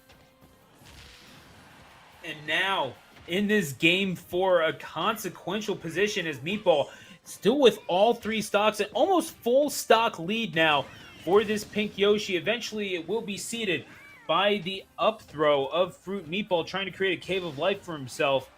I mean, the right call to position himself underneath that platform, but eventually getting caught into the combo, finishing off with the down B. However, those are diamond weapons that Fruit Meatball is holding. Just a little bit more damage, a little bit more potential for both combo and KO. That's what you need in this last stock. It's basically a comeback mechanic, and Fruit Meatball is more than happy to abuse it. What else can you do if you are Fruit Meatball? You have no other choice. Oh, hang on, moving the TNT along as well. That could have gotten real bad for Fruit Meatball had things gone just a little bit differently. But they're instead getting real bad for Master. That was real as we're clean. seeing now a potential Game 5 in the distance. I hear it humming in the background up mine. It's warming up. Okay, no, I'm gonna stop that. It's humming. Chef Mike is cooking, but here comes Fruit Meatball. Fruit Meatball, 114. This could be death. Master takes him away and confirms a game number 5, the very first that we've seen on this stream today. And what a time to do it. Our second to last game of our broadcast. And again, Fruit Meatball, Master heading to a game number 5. But what a way for it to happen again. The Yoshi is working. Yeah, no, this Yoshi putting in the work. And we're seeing it now. I mean, just really convincing. Because what is it that Yoshi really excels at? The aerial offensive game. Because we were talking about how, oh yeah, it has a multi-hit down air that piles on 33 or so percent. Well, if it connects flush with each hitbox, oh, you know, it's arguably worst aerial. And that's a crazy thing to think about. If you really think, yeah, no, I see the grimace on your face. But the thing is, Yoshi's been doing that since day one. We've known the score with Yoshi. So how do you counteract that? Usually what you do, you want something that outranges it. You want something that can outpace it in terms of damage. You want something that, you can't combat it in the air. This is one of the aces of the skies in Smash Ultimate. So what do? You have to come up with quick options that disrupt its aerial movement. You have that with out of shield up B with Game & Watch. You have that with Nair with those quick little fishbowl combos. You can do that. You can combine into that with grab. Now Fruit Meatball needs to find the coup de grace. When you get into those higher percentages, that's when you start throwing out those smash attacks. You don't really do that for damage in general. You need to stick to the basics. Stick to the script. Do not deviate, and you will be fine. Fruit Meatball doing that thus far, even if it takes a little bit of time, I do think that is the key to victory here. Just don't deviate from the game plan, and you will be good. Fruit Meatball at this point finally lets Master get in. And again, I would like to think that game plan here for both of these players is to just make the most out of their opportunities. Fruit Meatball is definitely making the opportunities for Master as rare as he can, and Master knows that he's fighting tooth and nail to get in on this Game & Watch, and knows that he does, whenever he does get a good linear opportunity, he's got to chunk on some damage. So Master has Fruit Meatball up against the ropes. Fruit Meatball Thumbs Bucket at least one of the eggs back, but is back towards neutral. Whoa, the run-up up smash, but the front, the second movement there of the F smash puts Game & Watch close enough to Master's up smash, and Master, I mean, it kind of miraculously picks up that kill. This one could be going on still right now in that first stock if it wasn't for that slight movement on the up smash, but still Fruit Meatball needs to take away this stock from Master ASAP. Yeah, Fruit Meatball, from what we've been seeing, actually making use of the side B as well. That is basically the dedicated misinput button, but Master making it work somehow. And we're seeing now the grab into the nairs. Looking for the... No, come on now. Come on. Fruit Meatball, that's unnecessary. We saw the judgment come out, only getting the 3. But nevertheless, you can get some good mix-ups off of 3 Hammer, but that's only on the ground. You are not on the ground. In fact, you're not even on the stage anymore. You are in the blast zone. Now it is Fruit Meatball on the very edge of elimination. Master 2 stock to 1 lead. What can you do with it? This Yoshi has gotten you this far, and what started out as a spark of hope could very well turn into a blaze of glory. But Fruit Meatball has other ideas. Fruit Meatball and Master 1 stock each. This is it. Fruit Meatball. He's been fighting tooth and nail to get through this bracket. He's the one coming in from the loser side. And Master, he's the one coming in from the winner side. He's the one that already had a spot in grand finals. Pretty much confirmed. There is no way. The down smash does it where Fruit Meatball continues his story and ends Masters. Our second representative to grand finals has been confirmed. A beast by the name of Fruit Meatball has done it. Incredible stuff. Again, the East region has its 2 grand finalists, and one of their names is Fruit Meatball. What a story. A challenger has emerged. I don't even know if a cooldown is what you can call this, but nevertheless, it is presented by Sprite, Chill, Cherry Lime. Get one at your local convenience store. But my goodness, what a set that we just saw. Fruit Meatball being chased off of the Game & Watch by the Byleth and eventually going to the Yoshi. We thought that he might have had the answer, but man, Master playing so well with the Yoshi, finding those down Bs through the platform, finding those big swings and eventual hits with that up air, especially just on the neutral getup. Being ready for that getup option is always so crucial in terms of your positioning and what you know is good and what isn't.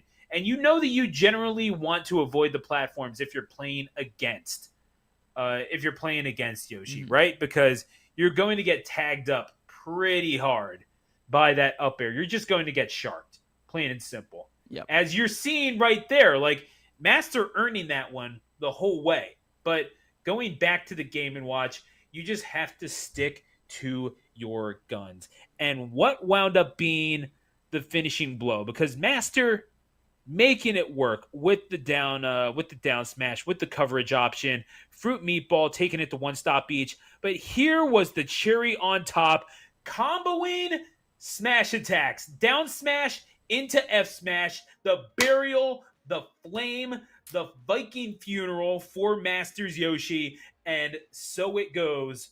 Fruit Meatball into grand finals. What an effort by both of them.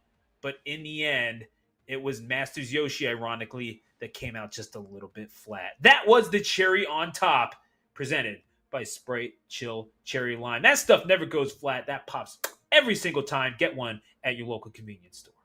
Let's do the announcer, folks. The artistry of this man. Folks, we are wrapped up with all of our regular play. We only have glory to give out. We only have despair to look at, folks. It is a tale of 2 very different sides coming up in this grand finals. It is going to be the very last finals for ourselves, both unfortunately and fortunately here, because we get to crown another champion here in the Sprite Chill Summer Smash. Folks, the Eastern Region Grand Finals will happen right after this break. This will be the final game of our broadcast. It's been a true pleasure so far. Thank you to Sprite and thank you to Stay Plugged In for presenting the action so far today. But once again, folks, one last step to go. Let's get through it together after the break.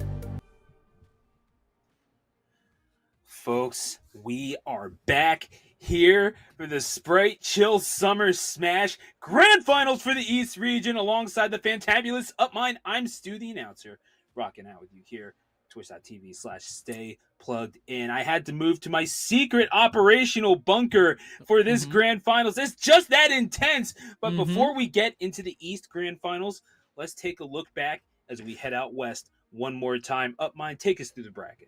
Ladies and gentlemen, it has been a jam-packed day. We have had 3 regions to kind of wrap up here during our Sprite Chill Summer Smash, and all 3 of them have given us some electric competition near the end of our bracket. In this one, it was the story of Top 10 Goofs and 2018 Cringe Compilation, aka the Watch Mojo Grand Finals, but it was spoiled by a person who had only gone even in the regular season. Most of our champions here today, folks, most of our finalists, they made it in undefeated from the regular season. Rizel does the opposite in losing the first round and losing half of his games in the regular season, but he still made the losers run possible, made it to the grand finals. However, it was top 10 Goofs to take away the Western Region Championship here for the Sprite Chill Summer Smash. But what about the Central Region? The Central,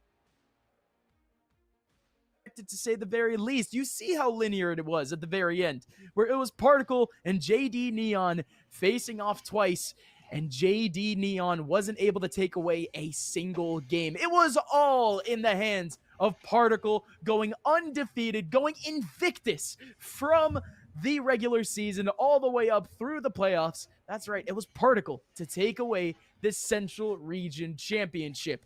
And folks, we have made it to the Eastern Region, the region that we have been following since the very beginning of the day. We began the day with a battle between the beasts here in this bracket. Dragon Beast versus Astrak Blade. Astrak Blade, someone who was undefeated going into playoffs, facing off against Dragon Beast, who was second place to Uni. Dragon Beast still beat Astrak Blade, beating out, again, an undefeated player, and had to face yet another top-tier player in Uni. Uni and Dragon Beast faced off in the group stage, but Uni wasn't able to take away Dragon Beast. Dragon Beast continued their run here in this tournament, and they are almost perfect. Dragon Beast makes it to the grand finals, while Master, it was looking all Master for a little bit. Master took down Nelson, a player that we were very impressed with from the very beginning of the day, but Nelson gets taken out by Master and also by an unknown entity by the name of Fruit Meatball. Fruit Meatball lost to Uni a little bit earlier, seemed like their tournament run was in the dirt, but they make it all the way back against Master in the lower finals, beats out the undefeated Master, and now has a matchup. Dragon Beast, MC versus Fruit Meatball for our Sprite Chill Summer Smash Grand Finals for the Eastern Region. Thank you guys for so much patience here during that rundown. But folks, I really hope y'all are ready to get electric for this grand finals. Again, Dragon Beast versus Fruit Meatball. Again, Dragon Beast was this player that we didn't expect too much out of when we just saw the stats. But when it came to the play itself, they started the tournament off 5-1. We had 5-6 different players, all undefeated. None of those undefeated players are here in grand finals because of Fruit Meatball alongside the other player on the other side of the bracket. Yeah, it's going to be crazy. And you saw that bracket. I mean, you want to go ahead and count the times that you see Fruit Meatball's name pop up on that lower side. Had to win 5. Count them. 1, 2, 3, 4, 5 lower bracket sets just to make it to this grand finals, just to get the revenge on Uni. Had to win 3 straight, but here we are. We wait no longer. Welcome to grand finals for the Eastern Region, here for the Sprite Chill Summer Smash. Call sign twitch.tv/stay plugged in. Fruit Meatball going up against the undefeated Dragon Beast MC. And yeah, here we go. Game & Watch versus DDD. Don't know if you would have expected that, but yeah, oh, that hitbox for Gordo, that is going to cause some crazy interactions going on throughout. But Dragon Beast thus far on the receiving end of the brunt of the punishment. Fruit Meatball looking like they're in control. That's exactly what you want as Game & Watch.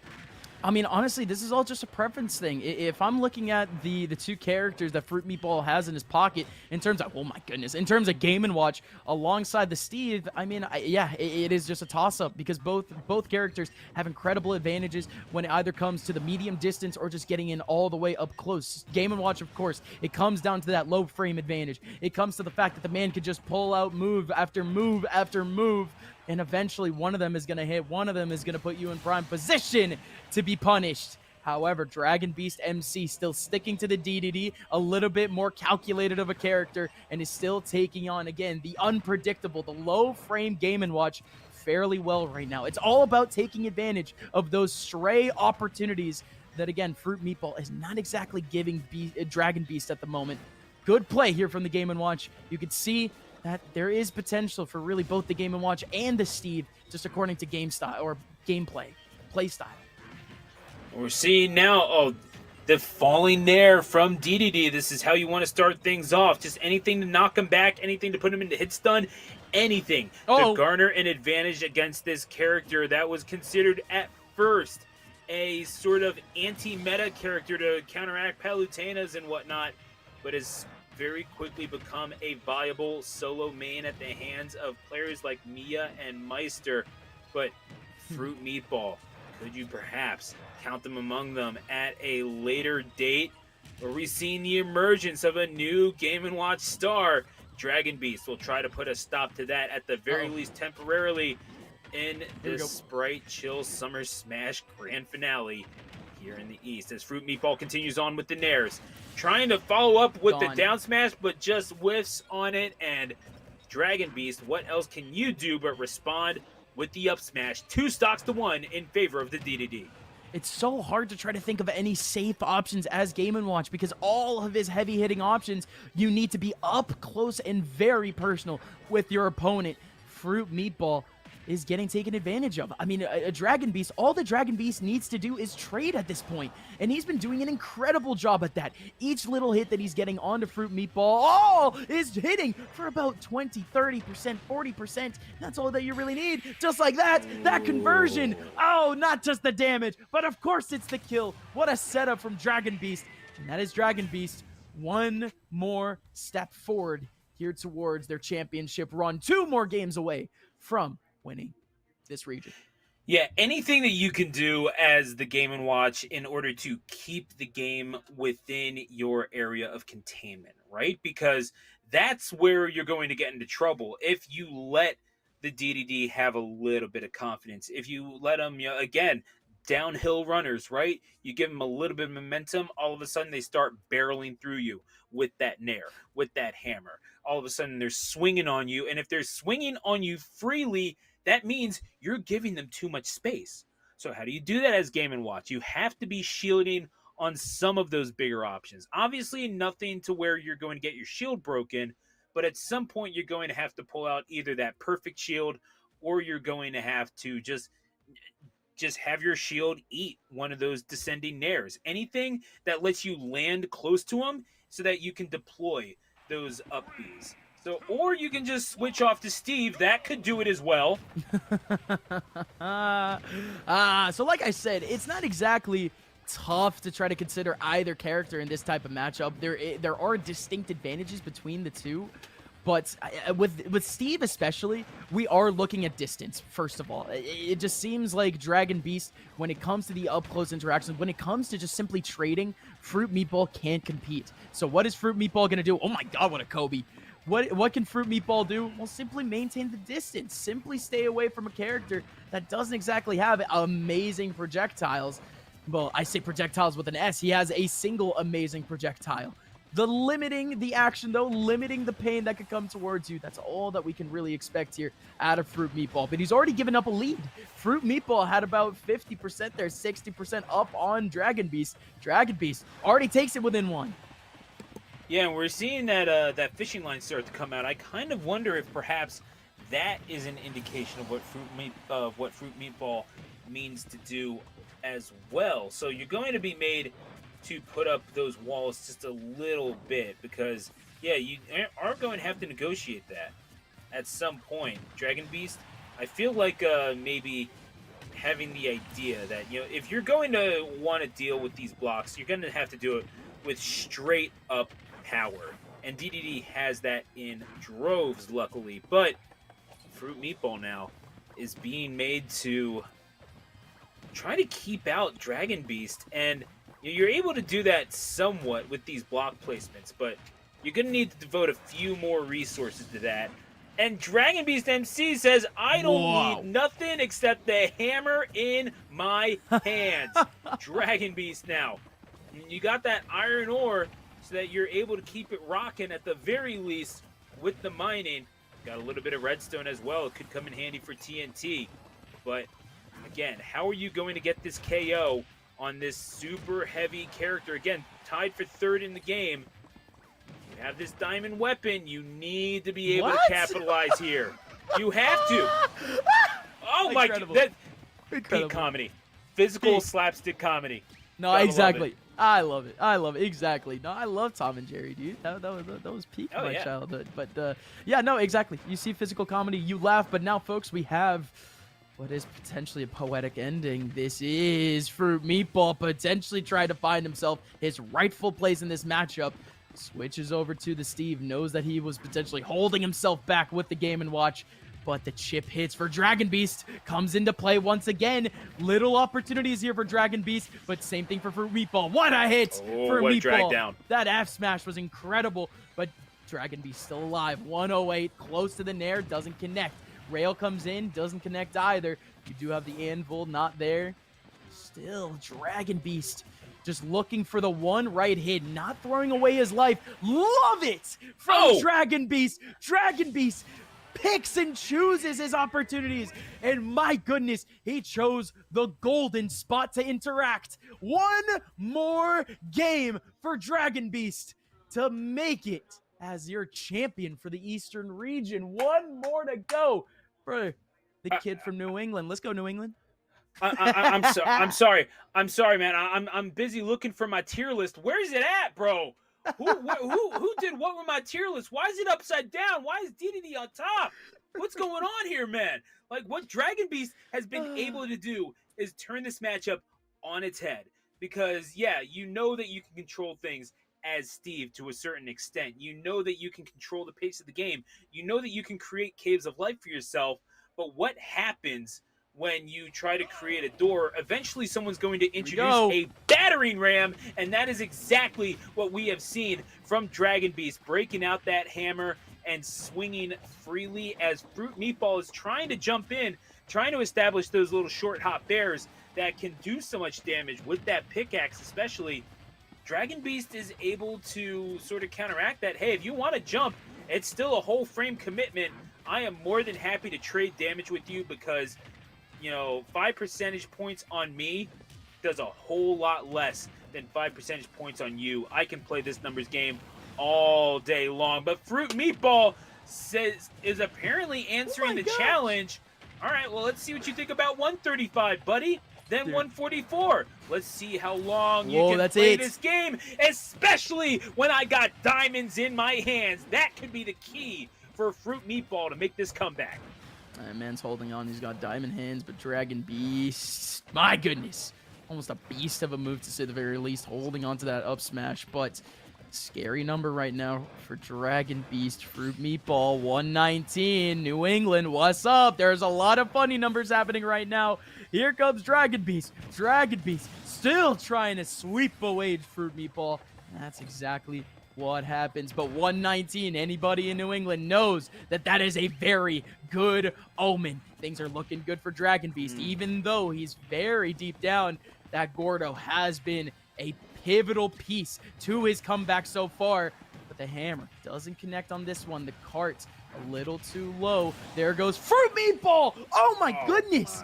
That is such a low percent to be taking out King DDD, but instead, the Anvil destroys Dragon Beast, almost the spike with the pickaxe, and now this is just Fruit Meatball finally taking advantage of the big hurt boxes, finally able to kind of play this video game that serves Steve so much. 96% here for Fruit Meatball. Dragon just trying to take away this one stock. Yeah, Oh, that's what you got to do nothing. at this point at 133. Whatever gets Fruit Meatball into a compromised position, you want to keep him at ledge. You want to limit those options. Whatever you can do to keep their back towards the ledge, that up tilt is going to be more than enough. And still, as good of a game as Fruit Meatball has had, this is still a last stock situation. This is championship point here for Dragon Beast MC. Come on, Dragon Beast. Yeah. Can potentially I love pull off DDD the comeback. too. Don't get me wrong, Lord, but Fruit Meatball, this is their opportunity now to finally really get going, to finally get some feet under them here in the winner's bracket. I mean, they haven't really done anything at all here in the winner's bracket, but there's the cart, and there is the pickaxe to pick through Dragon Beast's destiny. It is a loss in game number 3, and there you go. It is the potential start of a comeback here, but all I know is that we have a legitimate game on our hands to end the day, and as a fan of the game, that's all I like to see. Absolutely, and you're seeing it there from Fruit Meatball. Just anything that you can do to, again, disrupt the movement of DDD, and we were seeing that just a little bit more, eventually punctuated by those big swinging moves like that anvil, like you saw, being able to chase him down below the ledge, not letting Dragon Beast implement that recovery that it's quite a bit of range on it for DDD. Let's be real. Recovery may be a little simplified in this game, but nevertheless, it's not free. And Dragon Beast certainly realizing that. Fruit Meatball realized that just a little bit sooner. Going down below, getting the pickaxe, having it fall on the head of the DDD. That's how you try to get yourself back into this game. You have to realize what Dragon Beast is excelling at, and you have to really suffocate the DDD, more or less. Because that DDD is going to create space for itself, whether you like it or not. If nothing else, just with like little stalling out little Gordo mechanics, you have to have the Gordo challenged. Yep. But time is only going to benefit you if you are Fruit Meatball. You have to realize that. Because, okay, you want to stand there and put a Gordo in front of you. I can mine. I can get diamond. I can get redstone. I am perfectly content with letting you sit back, because while I have this redstone and this gold and this diamond, you still have just your hammer. And that hammer can do damage, but let's see if it can stand up to my diamond pickaxe. Oh, Meatball.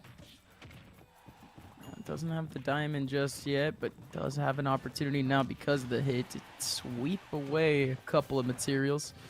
Still needs to mine, of course, that diamond, but here comes, or still needs to actually build together his tools. But here comes Fruit Meatball. Fruit Meatball does at least have a couple of opportunities now here on Dragon. Dragon's pulling out way too many moves right now. He's really just swinging here in neutral.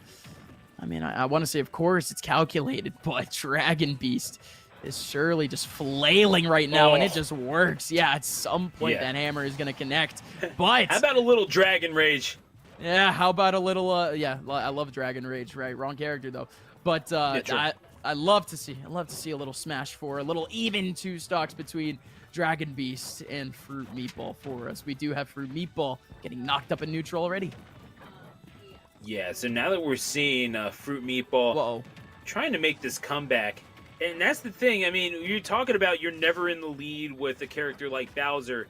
Same could be said for DDD, unless you do something decisive like that. I mean, that little pickup into the back air, you're never in the lead until you see the windscreen, though. That has been made pretty clear with DDD over these past couple of sets. Not just against Fruit Meatball, but against all the other opponents that we've watched Dragon Beast play. Whether that was... there you go. Oh, there you go. No way! Hold on a second. No, it doesn't connect more towards the middle of the hammer. Fruit Meatball actually makes it more towards the left edge of the hammer.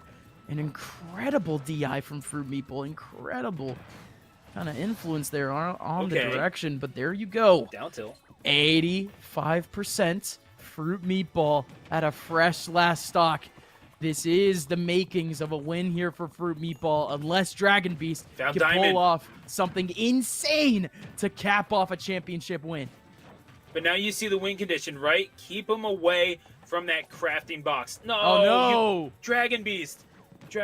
No. He was trying. Buddy, okay, so now you're playing a little bit of keep away. You do not necessarily want to be boxing with Ooh. Fruit Meatball. If you're going to be doing it, you're doing it in advantage. But know when Uh-oh. to back off. Gordo. Know your range. And that is the key for Fruit Meatball to eventually find the way in. And you have built yourself a Game 4 victory and a house.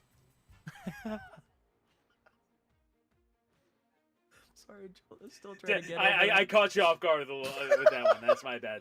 I thought that's what you were gonna say initially. I'm just like, has built himself a house. No, it built himself a win and a house. Incredible stuff. Yeah. Incredible stuff, folks. No, thank you. But the thing is, all the credit in reality goes to Fruit Meatball, because this is not an easy thing to do. Like, regardless of what your opinion is on Steve in Super Smash Bros. Ultimate, and believe me, I have them. It's something that you have to keep in mind is that you're still playing this game. Like, you still have to have the right mentality. You need to go into it with the correct mindset, knowing that you are not given these games necessarily. You have to take them. And just because you have an unbeatable game plan doesn't necessarily mean that you are going to stick with it. We're all humans, right? So, up airs just piling on, and you get to up tilt your opponent into the sky until you reach 75%. This is the privilege that you have as Steve. Use it, because that is what these guys do so well. That is what Onin and Akala et al., Quandale Dinglingleton, all these guys, that's what they do so well. That's a real player. I And know. Tri-State, I know. That's what they all do, is they stick to the script. They do not deviate. They don't need to deviate, because this character gives them so much, and they use it. It's beautiful in its simplicity. And goodness gracious, is Fruit Meatball building themselves a little bit of a comeback story. All of this just to potentially reset the bracket up mine. That's right, folks. It's a bracket reset, not a straight-up win for either player who wins this set. If, of course, Dragon Beast wins this game, it is all over. But Fruit Meatball looking for that bracket reset. It's not gonna happen flawlessly from here. Fruit Meatball does take at least a little bit of a hit to their armor, but now Dragon Beast, opportunity to try to take things at least a little bit more even. That certainly helps. TNT in the face of Fruit Meatball. There goes the Gordo. This is where Fruit Meatball now just has to calm things down. Or, excuse me, Dragon Beast needs to calm things down. Rock the neutral. Make sure that Fruit Meatball, he's not getting any of these opportunities to approach. But no, not going to be the kill off the hammer. Was a little close to say the very least. But Dragon Beast has slowed things all the way down, has taken over the center of stage. And my goodness, one stock away from a championship win. And we're seeing it now, feeling himself with those short hop bears, just jumping up and down. Get that victory dance going. I mean, the reason the rain dance works is because you don't stop until it rains. And now Dragon Beast looking to make it rain. Victory all over Final Destination. Fruit Meatball trying to make this comeback happen at 174 finally. Dragon Beast gives up the ghost, but we are at one stock each. A diamond pickaxe in the hand of Fruit Meatball, 91%. On the damage counter into triple digits now. Can Dragon Beast finish it off? Got the neutral get up. You had the script in hand and you forgot to look at your lines. Dragon Beast is able to take it game 5.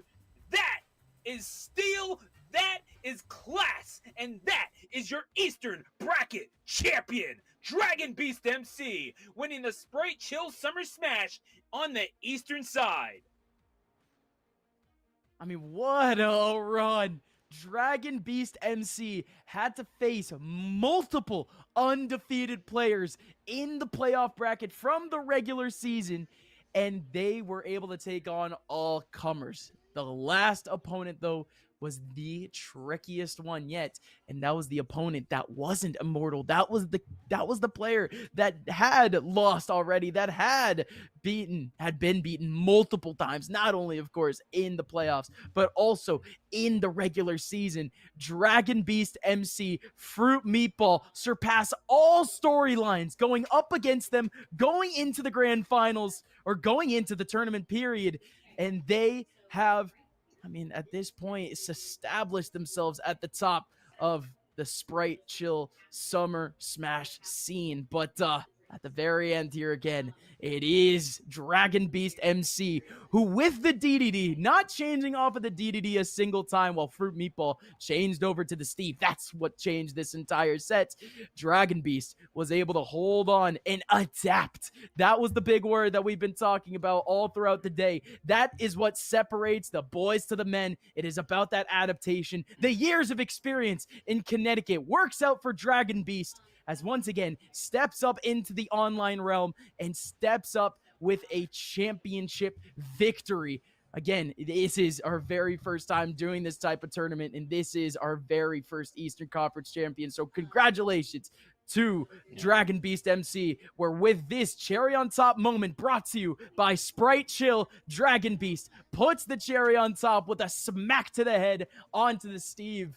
And that is, again, your Eastern Region champion. And unbelievable stuff from Dragon Beast MC. You gotta love it. Again, DDD, you saw the victory in game 2 with that hammer. You had to find it in game 5, and it really was the key. Waiting for that get up. Dragon Beast MC, a well-deserved victory for that DDD. You gotta love to see some DDD love here on the Sprite Chill Summer Smash stream. And of course, we've got to give some love to the people who made it all possible. Certainly chief among them, Stay Plugged In. I mean, Sprite has teamed up with Stay Plugged In, the premier recruiting platform for esports scholarships, for a good reason, to highlight the important role gaming plays in advancing student opportunities. The Spin website includes contact info for exactly who you need to talk to in order to be recruited. Dragon Beast MC, you're going to want to talk to somebody, homie. I'm just telling you right now. You can message college esports recruiters directly through the Spin website. I'm telling you, man, you're going to get some viewership and invite them to watch you compete at the next Spin event you are attending. I mean, presumably you can send them the VOD too, right? Every student's wants and needs in a school are different, and you can work with our Spin recruiting specialists to create a personalized plan of action and narrow down the schools that make sense for you. You're going to want to visit staypluggedin.com. That's staypluggedin.com to create your free player profile and start your journey to college today. Yo, tell them a little bit about Emerge, Up Mine. Oh, of course. Why don't I? Because Emerge, folks, we've already helped out our players here in terms of the Stay Plugged In platform, but now let's help out the team owners. Team owners, have you guys ever had to, buy some merchandise? You ever realize how difficult it is to actually, design it yourself, manufacture it yourself, get through all those orders? And yeah, I've done that a lot. And folks, inventory management is probably one of the toughest parts of it. And folks, Emerge does all of what I just mentioned for you. Of course, the esports landscape can be a very overwhelming environment. So let Emerge take the burden of merchandising off your hands. Organizations of any size can work with Emerge to create a custom online storefront with on-demand printing and fulfillment, all while generating revenue for their org. That is right. With an Emerge storefront, teams of any size can earn 50% of proceeds from every sale that they put into their program. With a Booster Club storefront from Emerge, you never, let me repeat that, you never have to purchase and keep inventory. That's right. The purchasing and the actual storage of your inventory, it is all managed by Emerge, nor do you need to deal with the hassle of fulfilling your orders. Replace stress with revenue. Visit emergeapparel.gg. Again, that is emergeapparel.gg, and start the process of creating your own custom team shop today. So we've already talked to our team owners. We've talked to our players. Now let's talk to the bigwigs out there. Are you an aspiring program director? Do you know that you got some space to fill out and you got a couple of students to put in that center? Folks, Spin Labs is here to provide your program with a great space to compete, providing your students with the right equipment, software, and network that can set your team apart from your competition. Stay Plugged In can help guide you, through the physical design and layout of your institution's esports space, and ultimately construct the lab itself to help you engage more students through STEM learning, community building, and more. We have one of the many examples of a Spin Lab in action ready to show you. Ladies and gentlemen, check out this video from Spin Labs. Oh, excuse me. Hey, folks. We already had the video. We already had the video earlier. Did you watch the video? Did you watch the video in the pre-show? I hope you did, because the video is gone now. Though, what we saw, those pictures, I mean, that is just an example of what Spin Labs can give to you. So, like, we saw that. I mean, look, hey, those are some beautiful spaces, and shout out to Spin Labs for everything that they do. And if you want to send an inquiry to Renee at staypluggedin.gg, that's Renee, RENE, at stayplugged.gg. You can find out more, and hey, let's build something great together with Spin STEM Labs. So yeah, definitely some great things happening over with Stay Plugged In, and certainly want to thank them for their for powering this whole thing and partnering up with Sprite Chill Cherry Lime to bring us this action. And it was an honor and a privilege to be able to cast this for all of you, and certainly an honor and a privilege to cast this with the one and only Upmind. Upmind, where can they find you on social media, my friend? Guys, find me over at @Upmind_ over on the Twitter.coms, over in whatever socials you guys want to use. But folks, I just wanted to thank you once again for tuning into yet another Stay Plugged In production. These guys have been scaling themselves more and more and more as time goes on. We've already seen great partnerships between them and Coca-Cola, them and Nintendo, and now them and Sprite. All I want to say is, again, thank you, Stay Plugged In, for actually making us part of what is a great rise for you guys. So congratulations to the rise over at Stay Plugged In. Thank you again to Sprite and Sprite Chill Cherry Lime for hosting this tournament, folks. Again, Sprite, it is a rarity to see this type of tournament in our scene, so we welcome them in, of course, with open arms. And I will crack open a can of Sprite Chill Cherry Lime, which honestly, like, this is no bias, by the way, sounds like an amazing flavor. I wish I had it right here, but I will go acquire it just so I try it myself. But guys, come on, a Lime Ricky, can you really ever say no to a Lime Ricky? Be real. Shout outs to Sprite Chill. Shout outs to the chillers out there in chat. Stu, take it away, pal. Yeah, and I'm actually, you don't even know that I'm about to say this. You turned me on to Sprite for like a hot minute, and actually still continuing to this day, because when you first actually made me a Shirley Temple. Real talk. I'm not even kidding. That's right. That's right. I made you a Shirley Temple. Yeah, no, and I've been doing that ever since, man. So, like, I'm kind of wondering what a Sprite Cherry Lime with grenadine would be. Because, I mean, grenadine, by the way, pomegranate syrup. So, yeah, I mean, hey, that could be a pretty good mix for, you know, just, hey, dude. The summer vibes are still out there, folks. Go get it. Sprite Cherry Lime and grenadine syrup. I'm going to try that. I'm going to actually run to my gas station down the way and grab myself a Sprite Cherry Lime. I'm going to be doing that tonight. I don't know what you're talking about, because that's how we do. You know, shout out to my straight edge peeps out there. Get yourself a Sprite Cherry Lime and party it up. But yo, we're probably gonna end it off there. Shout out to Bearlight for having us. Upmind, shout out to you for casting, and goodness gracious, our producer Shredder Shades has been an absolute baller, going all day with us. So yeah, definitely want to give credit where credit is due, and yeah. We're definitely going to want to see you back here next week for a little bit of Rocket League action. You already know. Start your engines, get the cars all warmed up, because we're going to be going and playing some Rocket League. So for all of us here at Stay Plugged In, I'm Stu the announcer. Take care, everyone, and until we meet again, happy smashing.